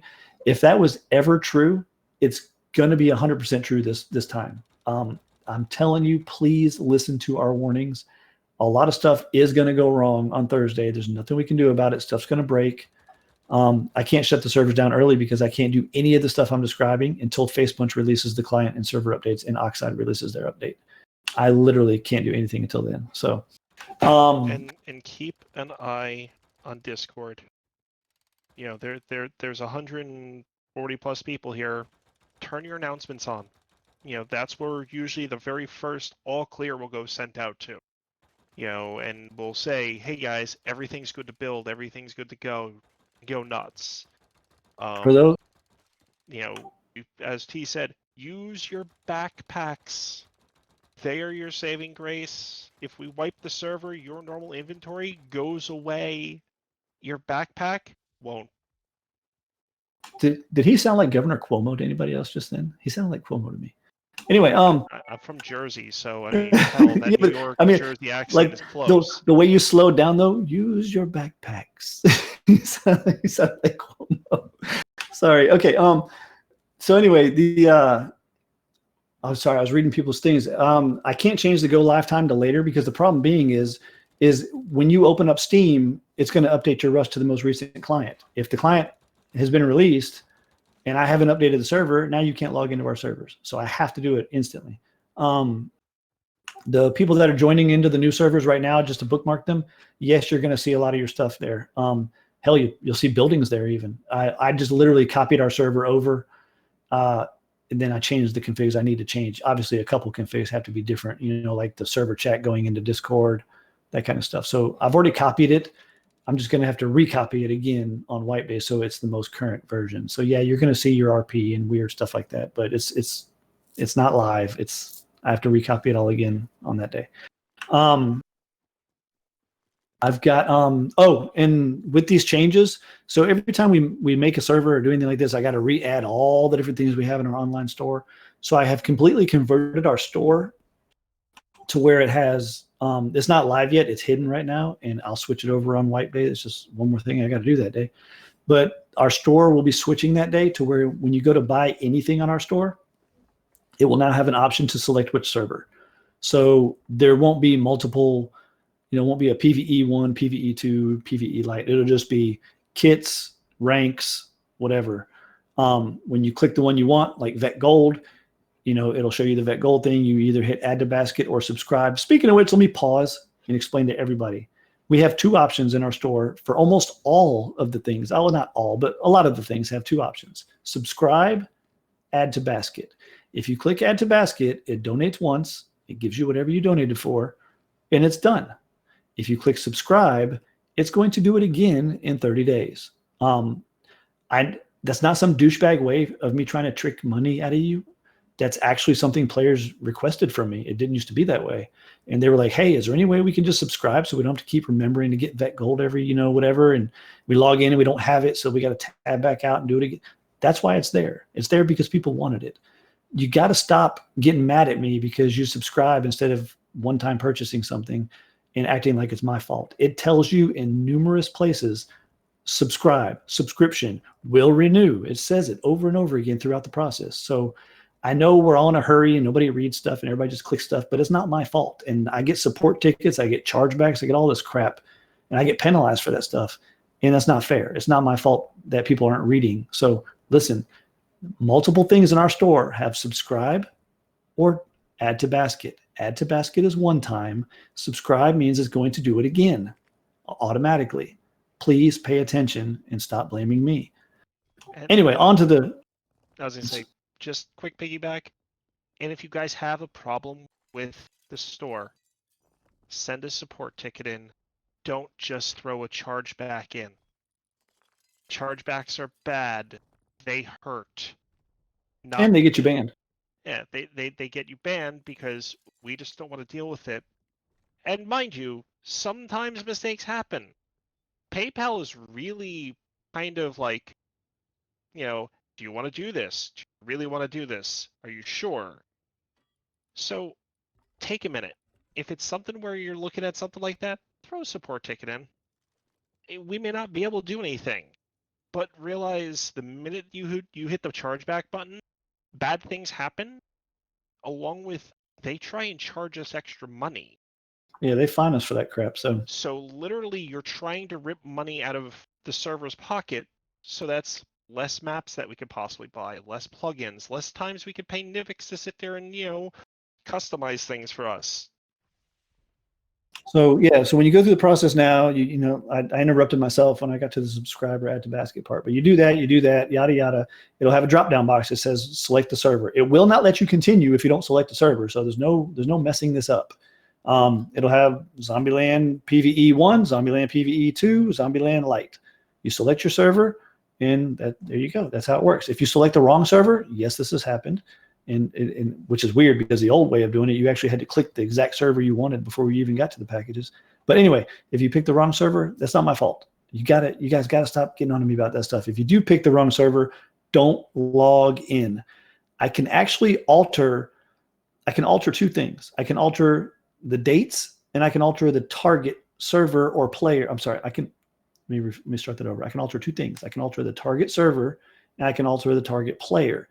So if you donate for something and you screw up the server or you pick the wrong thing, don't log in. If you don't once the commands have been executed, I cannot alter them anymore. They're already processed. if they're still pending, I can actually click the edit button and change the target server and stuff like that. Now, don't make a habit out of it, but I'm saying if you screw up, don't log in, come put a support ticket in, let me fix it before you log in. Once you've logged in and it's processed those commands, you're done. The purchase is final. There's nothing I can do about it anymore.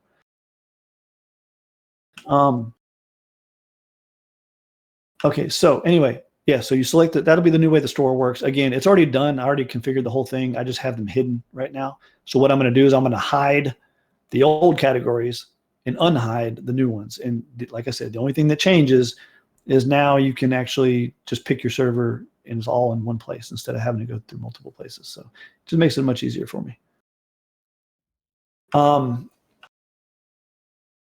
Okay, so everything's working out good. Again, just to reiterate, those who are joining late or didn't hear, both these servers are up right now, main number 2 and the new Light IP. All Light players, you need to get on Light and bookmark that new Light server. On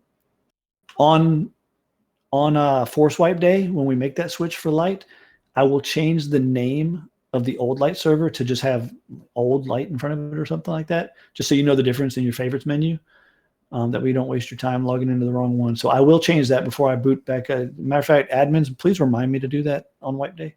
I'll change the name of the old Light server just so that it's more obvious which one's which. I won't have to do that for main number 2 because it's a new server. But yes, yeah, I'll be posting the IPs and stuff in server info here shortly when I do all the other stuff I got to do after the meeting. It'll be a late night for me here, but I'll get them posted tonight. That's all already done and set up. Matter of fact, somebody guessed the big announcement on me the other day. They were like, "Is that why there's another server on the voting website?" I was like, "Oh shit!" Somebody actually called me out on that. So yeah, it's already all configured and set up. They're completely different. And that's another thing too. People need to understand they're completely different servers. You vote on main 1, you can't vClaim on main 2. They're completely different servers. Like they're not even related to each other when it comes to that kind of stuff. If a you matter vote of fact, on main 1, you can vote on main 2 and vClaim on both servers. yeah, matter of fact, let me go ahead and unhide the server chat channel right now. Yeah, that's already configured too. Well, give me a second to unhide it because I have to take focus off of Streamlabs and that makes me stop talking. Anyway, any other lead have anything? I know I keep interrupting and spouting off at the mouth here. Any other lead? Nope. Okay. Any ad? Oh, Thanks everybody for showing up.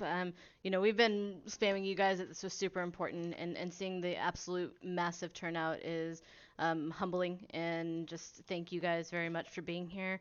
We'll do everything we can to communicate this across all boards, but hearing it firsthand and getting a chance to ask your questions is super helpful. So appreciate you guys showing up for this and sitting through this.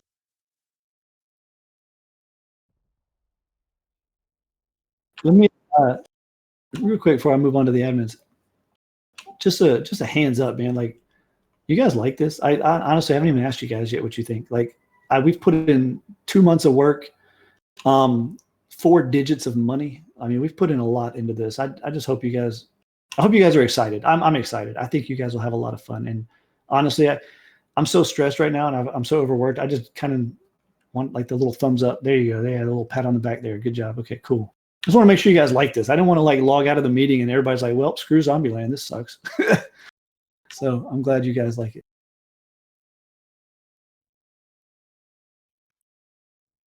Okay, so. All right, moving on. Any and I see tons of questions scrolling by to me right now. You guys just gotta wait. I can't read that fast and do what I'm doing at the same time here. I promise you'll get a chance to ask me your questions. Just hold on. Any admins have anything? Okay. Any staff have anything? Don't pee in my pool, please. All right. So I do have something. Yeah. T, you're a cunt. There it is. Thank God. I was wondering if you're gonna do that. Cool. Hey. Oh, I got one last thing, because this was something that happened at the beginning of the month, and usually we try and pop up with these things on server meetings. First off, I'd like to congrats Hawk and Virus on becoming admin. I would like to congratulate Mac for becoming a lead admin, and I would like to congratulate all of our staff that have come in and have done what they've done so far. John Pay, Cryo, Wayne Gang, Knight Nola, Stormzy. Don't think I'm missing it. Tainted love. Tainted. Thank you. Thank you. Brain fart. I'm terrible with names, just in case anybody's ever, thought otherwise. You get Wayne Gang? I got Wayne Gang, Oh, did you? Okay. but they've been huge helps in everything in general. So folks, you drive them nuts just as much as you drive all the rest of us that have been here for a while nuts, and thank you. Yeah. No, big shout out to all of them. The new staff have been knocking it out of the park. They've still got a lot to learn and a lot to do. This is not easy. I'm sure all the new staff can definitely tell you it is not freaking easy. We run a pretty tight ship here. We expect our staff to do things by the book with us. So it is definitely not easy. These guys have been working their ass off for it. And also, if you haven't had the pleasure of talking to Stormzy yet, he's got the most awesome voice on the planet. So make sure at some point you do something wrong so he has to come respond to you in game, because my God, he has the best voice on the planet. So You could show us the voice. Come on, Stormzy, don't be shy. Come on, Stormzy, what's up? I told Stormzy he's got to call me every night and read me a bedtime story. Like, you guys ever watch like the documentaries, like the lion attacks the gazelle and blah blah. Like, that's what Stormzy sounds like. He sounds like the most perfect freaking documentary voiceover ever. Oh, it's great. I love his voice. I could listen to that dude all night. Come on, Stormzy, what's up? Stormzy, what you doing, man? What you doing over there, Stormzy? Come on, Stormzy, don't be shy. Anyway, okay, I'll leave him alone. So, all right, so no staff. Okay, so I guess we're gonna move to something to say though. What you got, Crow? I wanted to actually thank a lot of the players, because I do see a lot of our regular players when I'm greeting people just all of a sudden come up and say, "Hey, you're new. Here's a kit. Let me help you out. Let me help you get started." I've seen a lot of players, go, "Hey, it's getting close to the end of life. Do you want to just base with us instead of having to try to build something yourself?" It's super helpful to have people that are willing to help and show people the ropes too. Yeah, our community is just outstanding. So, it's unreal. Honestly, I wish the developers could come watch our server for a day and just be like, "Wait, that's our game? Like, really? People actually are like that?" It's very odd. So anyway, all right, so we're gonna move on to the player question. Does anybody know how this whole new server Discord stage channel thing works? Like, how do you are you guys aware of how to request permission to speak? If you have the Discord channel showing up on your screen, there's a bottom piece that will say mute. There will be one with a hand. If you bring that up, there's a sidebar. I haven't really played with it, so I don't know how to make it work exactly, but I would imagine clicking on somebody if they raise their hand to ask a question. Yeah, I mean, we got a few people in there right now asking, and there's a little button, invite to speak, and I assume that'll allow them to jump in and speak. Okay, so if you leads can handle picking one person at a time and let them ask their question, and I'll handle answering their question to the best of my ability. I'm watching server. I didn't hear any of that. I'm sorry. Can back and back? You guys get up? Do you need? I think it'll be easier for just one of us. Drac, you want to do it, or you want me to? Okay. I'm currently sitting on my. Okay, I can do it. All right, I'm gonna start inviting people to speak then. We got Doolby here. You're invited to speak. You might have to click a button in the meeting channel to move to speak. What up? There you go. What main server are John Pay's pool parties going to be on? Honestly, I would ask him to rotate them back and forth. So basically what we have with our admins and our staff is, I don't know how it's going to go with main number 2 right now. We still have to discuss that as a whole. But the way it goes right now is we want staff to always be on main, because they need to shadow the admins and learn how to do things. And let's face it, that's where most of the problems are. with most of the pop. With main number 2, I don't know how that divide is going to actually work out right now. But with admins, we encourage them to play a wipe here, play a wipe there type thing. Because you guys know our admins get to actually play. With main number 2, first of all, you all probably know Nim has just been kicking ass and holding down light pretty much by herself for months now. Like if any of you guys are light players, you guys owe her a huge props. I mean, she's taken so much off the rest of our plates by holding down light. I know some of the staff jump over there and help her out with stuff, but she is just every time I am conscious, she is literally on light taking care of stuff. So You don't have a conscience. yeah, I know. That's why I corrected myself. But yeah, and Nim is just kicking ass over there on light. So you guys, props to you guys having such a kick-ass admin over there. But as far as main 1 and main 2, we try to get our admins to kind of rotate back and forth, especially leads too. So John Pay will have to stick around on the whatever server the leads tell him to stick around on right now, just because he's still as a staff member. Once he, or if he, depends on how much piss he gets out of his pool. Once he gets promoted to lead or not to lead, but to admin, full admin, he can make the choice of flip-flopping between the servers, maybe play a wipe here, play a wipe there type thing. It's really up to him at that point. So I'm not sure, but for now, his pool parties would be on main 1 because that's where we have him at. You got anything else, Dolby? That's it. All right, cool. Mac, you want to move on to the next? Yep. Moving on to Rodimus Prime. You've been invited. I just want to say y'all fucking rock. Yeah. Like I know I'm one of those people who have sent you guys so many tiny little things that y'all are probably like, oh God, what does he want now? And y'all have been really chill, so I appreciate it personally. I appreciate it, man. That's the kind of feedback I like to hear. It's positive stuff. I love positivity. So thank you. I'm gonna take my seat now. All right. Cool. Anybody else? Let's see, we got Want to Kill Him. Sent you an invite.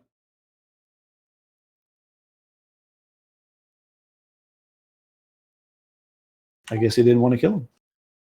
Down at the bottom in server meeting. Want to kill him? There's a button. Move to speak. Right next to the mute next to hide request or the request. There you go. Oh crap! There it is. Sorry. Is it working? Yep. All right. This is gonna sound real dumb, so I'm sorry. But I noticed on your Twitch channel, you have a donate button, yes, but a lot of people worry that y'all work too hard. And can you put some kind of donate button on Twitch or somewhere where people can take care of you? Like mandatory, go get a massage, go relax. This is for your comfort food. So burnout honestly, no, I know what you're getting at. I really appreciate it. Honestly, my staff has done an outstanding job of taking care of me. There's been, I think, 2 or 3 occasions now over the years where they've just pitched in and got me something. I think last time was a couple $100 to take my wife out to a really fancy restaurant, which I did. Had a great time. And then they got me last year. They got me a $75 gift card to Dairy Queen. How the fuck am I going to eat $75 with a Dairy Queen? But let me tell you, haven't yet already. I was down to about 18. So my staff take care. Honestly, I appreciate it, and just you guys having. I'm not rich, I'm definitely not rich. But I consider myself successful because my bills get paid when they come in the mail. You know what I'm saying? Like that's how I rate my standing in society is I pay them when they come in the mail. So that's good enough for me. I live a modest life. And honestly, the fact that you guys have this much fun on a freaking server that I created, I mean, literally just from tabbing out of Rust and Googling, how do I make a Rust server? And it's come this far. You hear all them subs now in the background. I hear them, but still, I don't. All I need is for you guys to have fun. That's it. You guys to have fun. You know what? My birthday is next month. How about that? I'll put that out there. My birthday is next month. You guys want to all pitch in as a server and give me something? There you go. But other than that, I just have fun. I just have fun with you guys having a good time on my server, man. I think you guys underestimate it just because of how pissy and irritated I can get when people are acting stupid or I'm trying to deal with a face punch. But you guys have brought so much joy to my life over the last couple of years. Put on the same scale with the stress, and the stress doesn't even come close to how much joy you guys have brought me. Just the compliments and the people telling us how great the server is and all that kind of stuff. Like, you guys, that's a gift enough for me right there at all. And like I said, my staff takes pretty good care of me. Actually, they take good care of my wife. It's rarely Taking care of him. He means we yell at him constantly. T, get the fuck off your phone. We'll take care of it. T, go eat. T, go shower. T, go to bed. The amount of times I've gotten up at 3:00 in the morning to fix something on the server, and my wife's like, "Are you fucking kidding me?" So the staff actually takes care of my wife more than me, just because I've even tried to ban him. Yeah, she's so. My wife is so tolerant of these things. I mean, like, y'all gotta understand, man. There's been times like we're on a beach vacation and I'm literally inside working on the server and my family's on the beach. Like, it's bad. So as long as my wife's happy, I'm happy. That's all that matters. Your Twitch is popping, T-Bird. Yeah, I don't know what the hell's going on, what y'all did, but You got like 50 subs or something. I don't. The problem is I'm so new to Twitch. I don't know what any of this shit scrolling by means. I just see all these little dings and hear all these noises. So whatever it is, can I just give like a I don't even know what it does. Like, can I just give like a thank you? I know I've seen Twitch streams like, yeah, mash that like button. So I don't know. Yeah, you can be a whatever. hot tub streamer. You can write their names on your body while in a hot tub if you want. Oh God, I don't know if you guys want to see me in a hot tub. I'm old, but whatever you guys are mashing, keep mashing it. I appreciate it. I guess it's good because it makes a lot of noise in the That background. means you're making money. Oh, okay. Well, you guys realize my Twitch is just tied right into the same PayPal as the server, so it's all good. But I mean, don't get me wrong. I mean, whatever. I'm not in this for the money. I'm in this for the fun and bringing joy to people's lives. Believe it or not, I don't want to get on a long spiel. I know you guys are anxious. When I became a cop, because I actually like helping people. I know in today's politics and society that's unbelievable, but I'm an old school cop. And when I became a cop, I legit just enjoy helping people and making people's lives better. Like, and you don't get me wrong, I'm an asshole. I've got my streak. I definitely have my streak, but I really like making people happy. So anyway, I got off on a huge tangent with her question. Right, I appreciate that though. I appreciate that a lot. Yeah, we got more people as well as Go ahead. questions. Yep, I know. Next person. We got Frodo.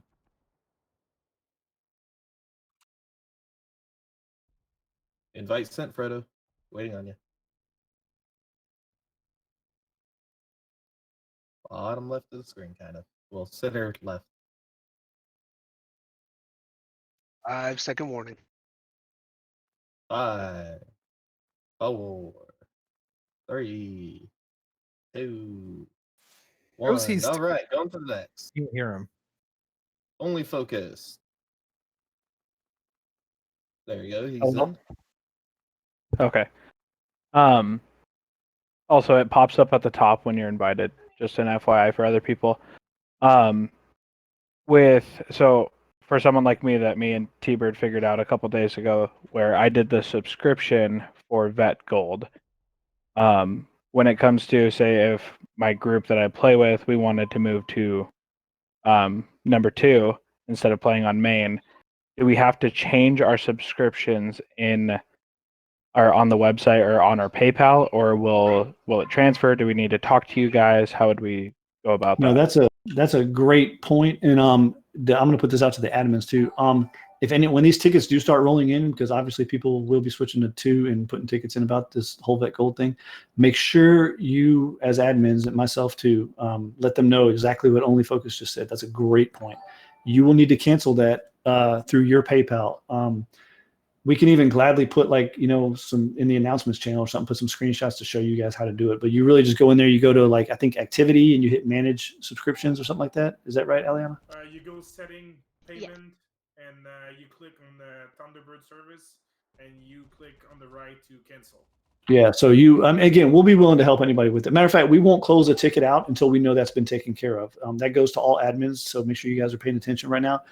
when we're doing the whole vet gold switch thing for somebody, I have to set up the whole coupon to get them the vet gold on the new server, but we need to make sure that they get themselves canceled out if they subscribed on the old server so that they don't get a recurring charge, because then we got a whole new can of worms we got to deal with. So that's a very good point. But yeah, we'll get it all taken care of. We'll make sure everything is hunky-dory before we close down the support ticket. Cool. Sounds good. Thanks, guys. Okay. Next we got Shinebot.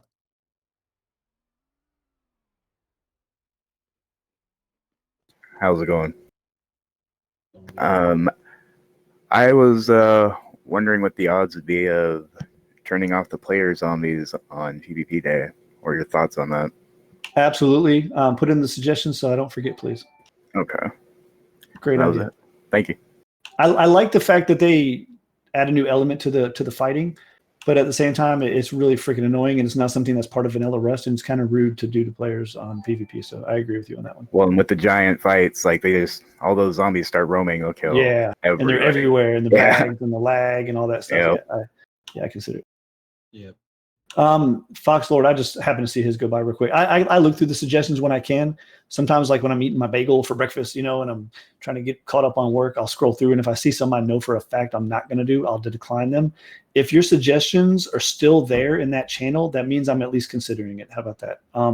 Some of these things, matter of fact, one of the suggestions I am going to take. I just couldn't take it until I did this announcement. But just know that I do pay attention to the suggestions. Some of them are sitting because I'm trying to figure out ways to do it, or if I'm going to do it. And so if the longer they sit there, the more chance they have of actually going through. Next. Next we got Quetzal. I mean, are we sure we want to hear from Quetzal? Man, I'm just gonna be trying to talk about his. Look, I tell you what, I'm not going to go off on another tangent, but I used to think Quetzal was just another kid and just an annoying teenager and blah blah. Quetzal, man, I am very impressed with you with everything you've done lately around here. So good job, man. Thank you. Hi, ho. The name's Quetzal. I got 2 questions. The first question I've been wondering for quite a long time, actually. Are there like separate plugins for like admins to use their different kind of commands, or are those just like Rust commands for the F1 console? You mean the ones that I was talking about earlier? Like, yeah, like NoClip or like seeing what other people can build. Are those like separate plugins? Yeah, no, we have a whole suite of admin plugins. Believe it or not, in the server's history, the first plugin I purchased with real money, back when the whole server was on my credit card, was an admin tool. Yeah, we have a lot of admin tool plugins, tons of admin tool plugins. All right, and my second question is, Stormzy, can you say Quetzal's Auto Parts is the best, please? Quetzal steals his car parts. I wouldn't trust his business at all. Hey, no. Okay, next. We got people waiting for a map preview tonight. So Real quick, before you call somebody had to type one. They said they didn't want it to be read out, and I just don't want it to get buried. Thichi asked if Light is going to on the same new hardware as the main 1 and 2 servers at 100 pop, and they will all have the same config. Why not make them all identical at 100 pop? Light is fantastic as it is, but if the same options and configs can run flawlessly at 100 pop, it would be nice to have Light for Light to have more of an economy. Oh, that was the question. Because the players on Light would kill me. I mean, to put it simply. I'd kill him. Kill him. Yeah, the Light players, man, they just, you got those people that some people like single player games, some people like, MMOs. The Light people, they kind of like their own little, real quiet, real, sparsely populated server. And I promised it to them, and I promised them I wouldn't screw that up. So I'm going to keep my word to it. As long as there's players there, I'll keep it like it is. So. It's kind of for people who went to Light because of content only. It kind of keeps their safe haven. But for people who went there just to kind of get away from some of the noise, Light, main 1 or main 2 now can serve that purpose. And there's going to be less noise, but all the extra content as well, and more of a population for the people who do want to have the social experiences or economy.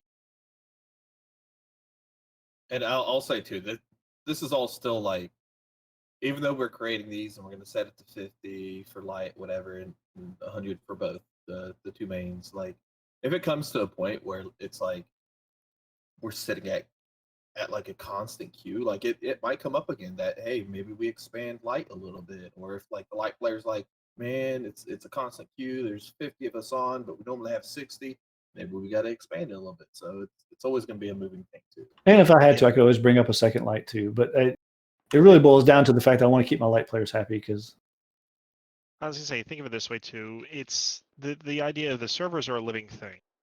Things can change, things can move. We want to keep everybody happy, but at the same time, there may be limitations and changes, and it's hence like why we're bringing up another server to compensate for changes and being able to have the fun stuff with the people. So. Yeah. So all right. Next we got Pulse Bam Bam.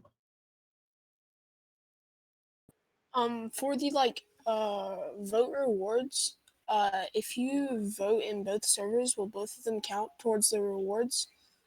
Only on the respective server. Okay. Yeah. Yep. So if you vote, if sake of argument you voted, 10 days on main, that's not going to carry over to main 2. You'd also have to vote each individual on those days also on main 2.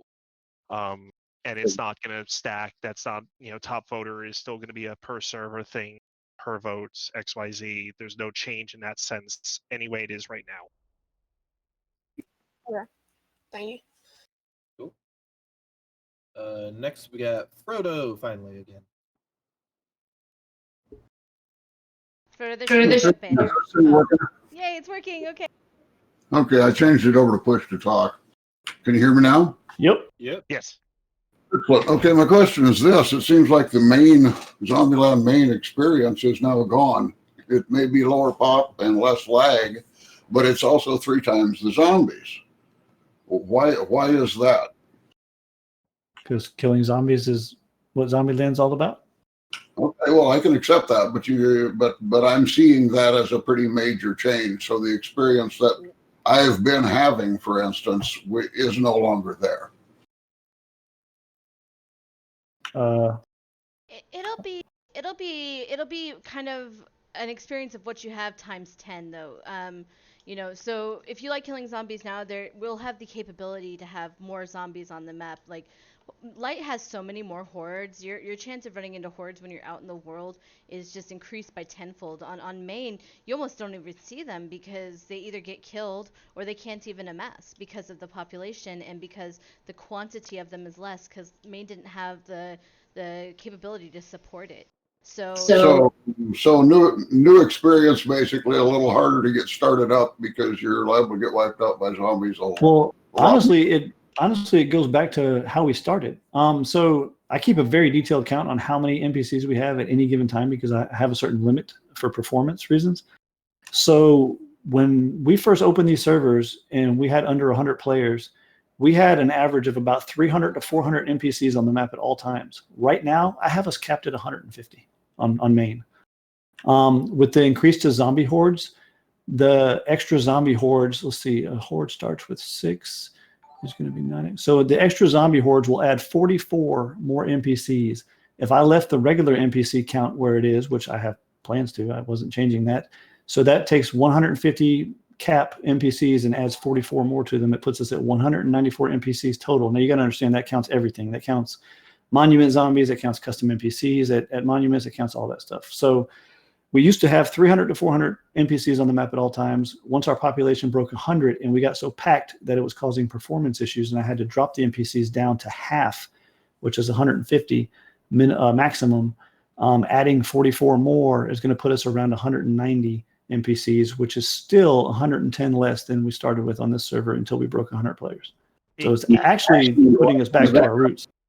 I've only been here since November, so the experience that I've had is not the intended experience. Then I guess that's what I'm hearing. Well, I mean, the intended experience is fighting NPCs and zombies. It's literally the name of the server. Again, like Aliana said, we have players that you can go the whole day and not see a single zombie. I think you might be overestimating the amount of zombies that this is going to increase. It's not. I'm going by you saying triple. Yeah, and you have to understand how few hordes there are right now on main. I'm gauging that against how often I experience them. I mean, I go hunting for them too, for that matter. But yeah, I know. I've flown with you in your minicopter when you're hunting them. But right now, main is set to 4 to 6 hordes total on the entire map. 4 to 6 hordes, and a horde starts with 4 to 5 zombies. So that means with 150 players, there could only be 16 zombies on the entire map at any given time. Obviously, the longer they sit, the bigger they can grow. But there's barely any zombies on there right now. Okay, well, I'm taking it as I would see 3 times as many as I do now. No, I highly doubt that. Okay. Yeah. I'm changing the config to increase the amounts, but that doesn't mean they're just going to just start exploding all over the place. I love killing So zombies. please keep in mind that the change in the zombie hordes across all, like both main 1 and main 2, means that it actually means less work for T overall. Yeah, the reason it's being done like that is because if I can copy the same config for 3 servers, that's the same as me just having 1 server. So it makes my life a whole lot easier. And if it makes you feel any better, like I said, I've seen you kill zombies. I know you can kill them with plenty of skill. I've literally flown in your minicopter and watched you do it. If it makes you feel any better, you can ask anybody that plays on light.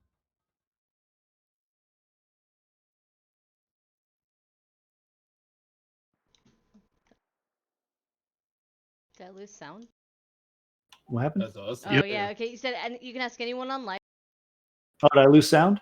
Yeah. Yeah. Oh, sorry. You can ask anyone on light. They have half the players at 50, and they already have this config. Like I'm just copying the config over from light. So they already play like this, and they have actually they have a third of the players right now that we have, but they have half the players of what main is going to have, and they've already got this exact config of zombie hordes. And the light players will tell you right now they have a great time. They don't get wrecked as new players. They don't get wrecked on wipe day, and they actually enjoy it. At least from the feedback I've gotten from light players. I see some of them in the chat right now talking. So it's not as bad as it probably sounds. You're not going to get steamrolled by zombies. Yeah, anything else? No, thank you. Cool. And next we have Seb Titan.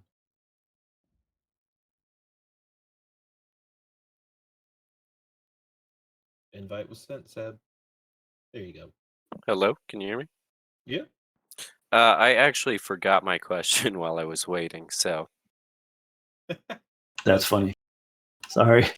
It's okay. It must have not been that, hugely important or anything. And I'm sure if I have a question later, I can ask you guys. Yeah, you can always.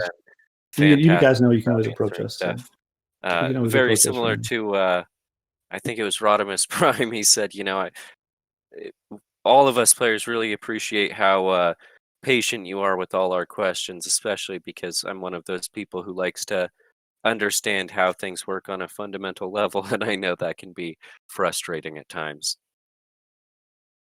So, yeah, absolutely. Thank you. We appreciate that appreciation, man. It makes all this work we put in a lot more tolerable when people realize what we're doing and appreciate the fact that we do it. Oh yeah. All right. By the way, for the rest of you, while we're still doing these Q&As, I'm booting up my client here to start the map tour. I'm probably just going to start flying around on the map while I'm answering questions. That way we can kill 2 birds with 1 stone here. Hey, T-Bird. Anybody else? Yes. I got a question for you. Can you go over how the upkeep works? We've had a lot of questions about that. Yeah, so I'll do as quickly as I can. So bear with I'm gonna speak like Aliana right now, real fast. Facepunch offers 2 types of configurations for a server. This is not a mod. It's not a plugin. It's actually vanilla. It's built into the game. You basically have 2 options you can set your server to: flat rate or tiered rate. Flat rate means upkeep costs this much resources per hour per whatever. Tiered has 4 brackets, and I'm just making up these numbers because I don't have the config open in front of me right now. But let's just say 0 to 150 blocks is 1 tier. 151 to 300 is another tier. Yada yada yada, and then the 4th tier is whatever and higher. So let's say like 750 blocks and above. When you go into a new tier, your upkeep is higher for the per block. So in other words, if let's say for tier 1 it's 10 wood per wood block, and then you go up to tier 2 because you made your base so big that it got you into that next bracket. Now it could be 12 wood per wood block instead of 10 wood per wood block. So as your base size increases, it puts you in what we call a new tax bracket. And when you get in those new tax brackets, your upkeep gets higher. And mind you, that's all based on building blocks. So specifically foundations, walls, ceilings, roofs. It doesn't count, you putting down a furnace or putting down, something odd like that. So, don't expect, to be like, okay, cool, I put 150 down and I put a furnace. Well, crap, now my upkeep's going to go up. It doesn't include that. Yeah, it has nothing to do with players or TC. It's literally building blocks. Just think of Minecraft. Every time you put down, a stone block and it counts them. And if you have more than a certain number, it puts you into the next bracket. It quite literally means it pays to build smaller because you burn less resources when you build Exactly. smaller. Meaning I'm pretty sure half walls. I'm pretty sure it just counts as half walls, whatever. I don't think it goes by full walls. I think it just goes by if you place an item. That's not an item, but if you build one chunk, that's one block. Yep. All right. Next, we got Zale Birdboy. Invite was sent.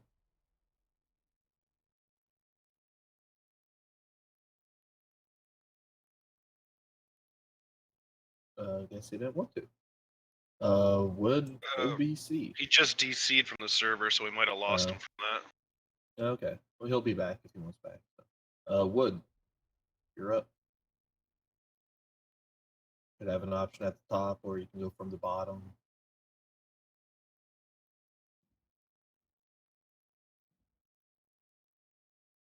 Yeah.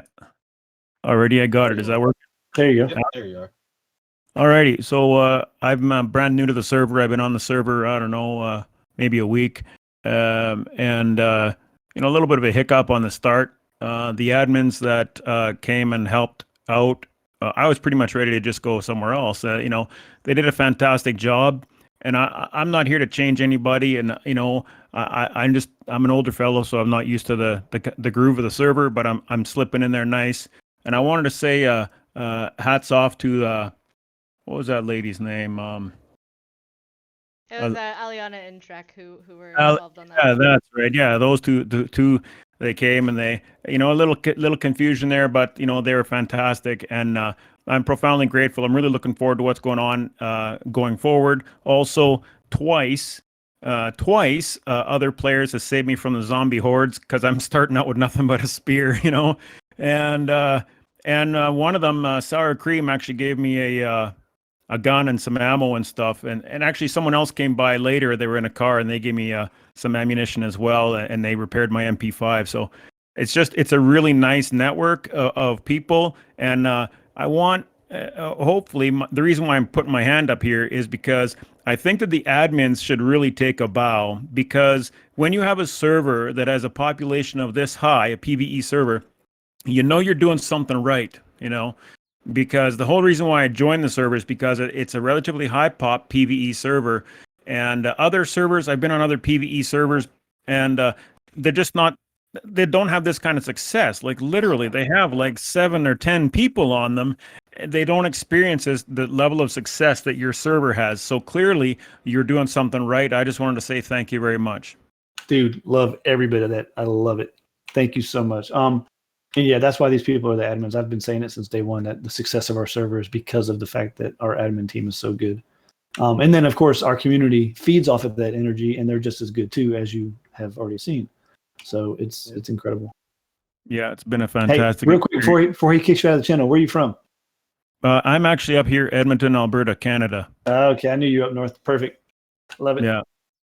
Yeah, it's cold still, but it's workable. I work outside for a living, so. Oh, screw that. It's cold as hell here too, man. Okay, we gotta move on quickly, man. I really love the feedback, dude. Thank you so much, and welcome to the server. I hope you stay. Thank you, guys. Cool. Zale Birdboy again. Trying for him.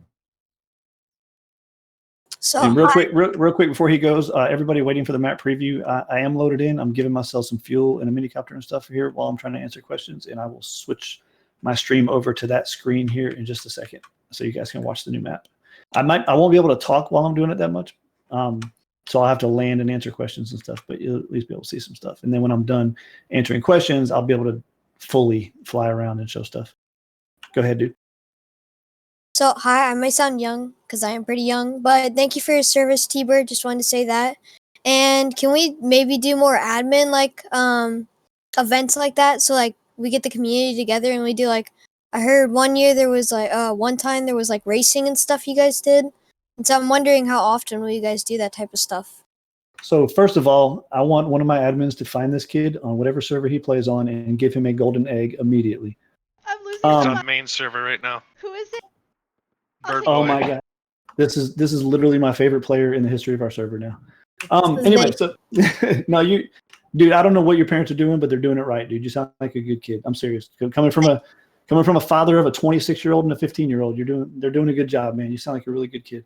The events, absolutely. Like I said, we're down like half a dozen staff right now because of just personal sickness. I mean, hell, COVID vaccines making people sick. We have all kinds of crap going on right now with the admins. And then, of course, the hell that's going with trying to set up these new servers. You know, we've been working on this for a long time behind the scenes and keeping it secret. So we've just been really slammed. And the fact that we have to remake all our maps now is a nightmare too. So we definitely have more admin events planned soon. I think last night, actually, some of the staff were coming up with a really cool new idea. We're going to do I don't know if they want me to spill it right now, but I think it's so funny. I'm going to anyway. Is like what's that game show? The Taxi Trivia? Cash Taxi Cab. Cab? Yeah. Dude, the Cash Cab. We're thinking about doing like a Cash Cab thing where you ride around and answer trivia questions and get prizes and stuff. And like, oh, it's going to be great. But so we definitely have more events planned. Again, apologies that we've slacked on it a little bit. We've been stupid busy behind the scenes with all this changes going on in the maps. On top of that, you guys are all getting races. I don't know how many of you, I'll touch on this real quick since he asked. I don't know how many of you guys have ever played the racetracks on light, but every map, there's basically minicopter, boat, horse, car races. The car races are hilarious too because we can actually design the modular cars that are used in them, but it's all automated. So what you'll see is, like you might be walking around, you'll see these race rings start sprouting up all over up in the, on the road or in the sky. And that's the race loading. And what it does is every half hour, it randomly picks one of our pre-designed racetracks and loads it. And then all the players can type /race join. And it automatically teleports you into the race, into a vehicle. You're in God mode, so you can't die while you're doing it. You don't lose any of your stuff. You do the race. The top 3 people that place in the race get RP as prizes. And then when the race is over, it teleports you back to where you were doing in the first place. So it's literally no loss, no time wasted. You get to go have fun in a race and then go back to what you were doing. And it's a lot of fun. So that plugin is going to be on all servers starting on the Force Wipe. It's already on light. I don't want to tell you guys to go try it out there because the light people will kill me, but it's a lot of fun. So that racing events will already be taken care of. And then the other events, like I said, the admins will definitely be throwing more events soon. Hey, real quick, Bird Boy, what's your in-game name? It should be the same, Zale Bird Boy. Are you on our light server? Eliana, I'm on I'm I'm the on main the server, main. but they DC'd. Okay. I should be getting on here in a minute. Okay, so somebody find this kid and give him a golden egg. I love that he started off with a little props to the police there. That's great. Aliana, TP to me. Thanks. Good kid. All right, next person. Thank you. All right. Oh, thank you, man. That was awesome. Now we got Rodimus again, I guess. If anyone else wants to join to speak or whatever, like this is your last chance. After Rodimus, I'm gonna cancel all requests. So I'm gonna turn off the ability to request. Thanks to help from I'm Not Chaos, I actually just threw together a text document that anyone can read about the decay rate that Russ currently has. So if you want me to hand it to one of you guys can pin it in a channel or something. That way people can read it. It's just a basic text document. Yeah, we'll get something added like that to the FAQs. That'll be helpful. Okay, sure.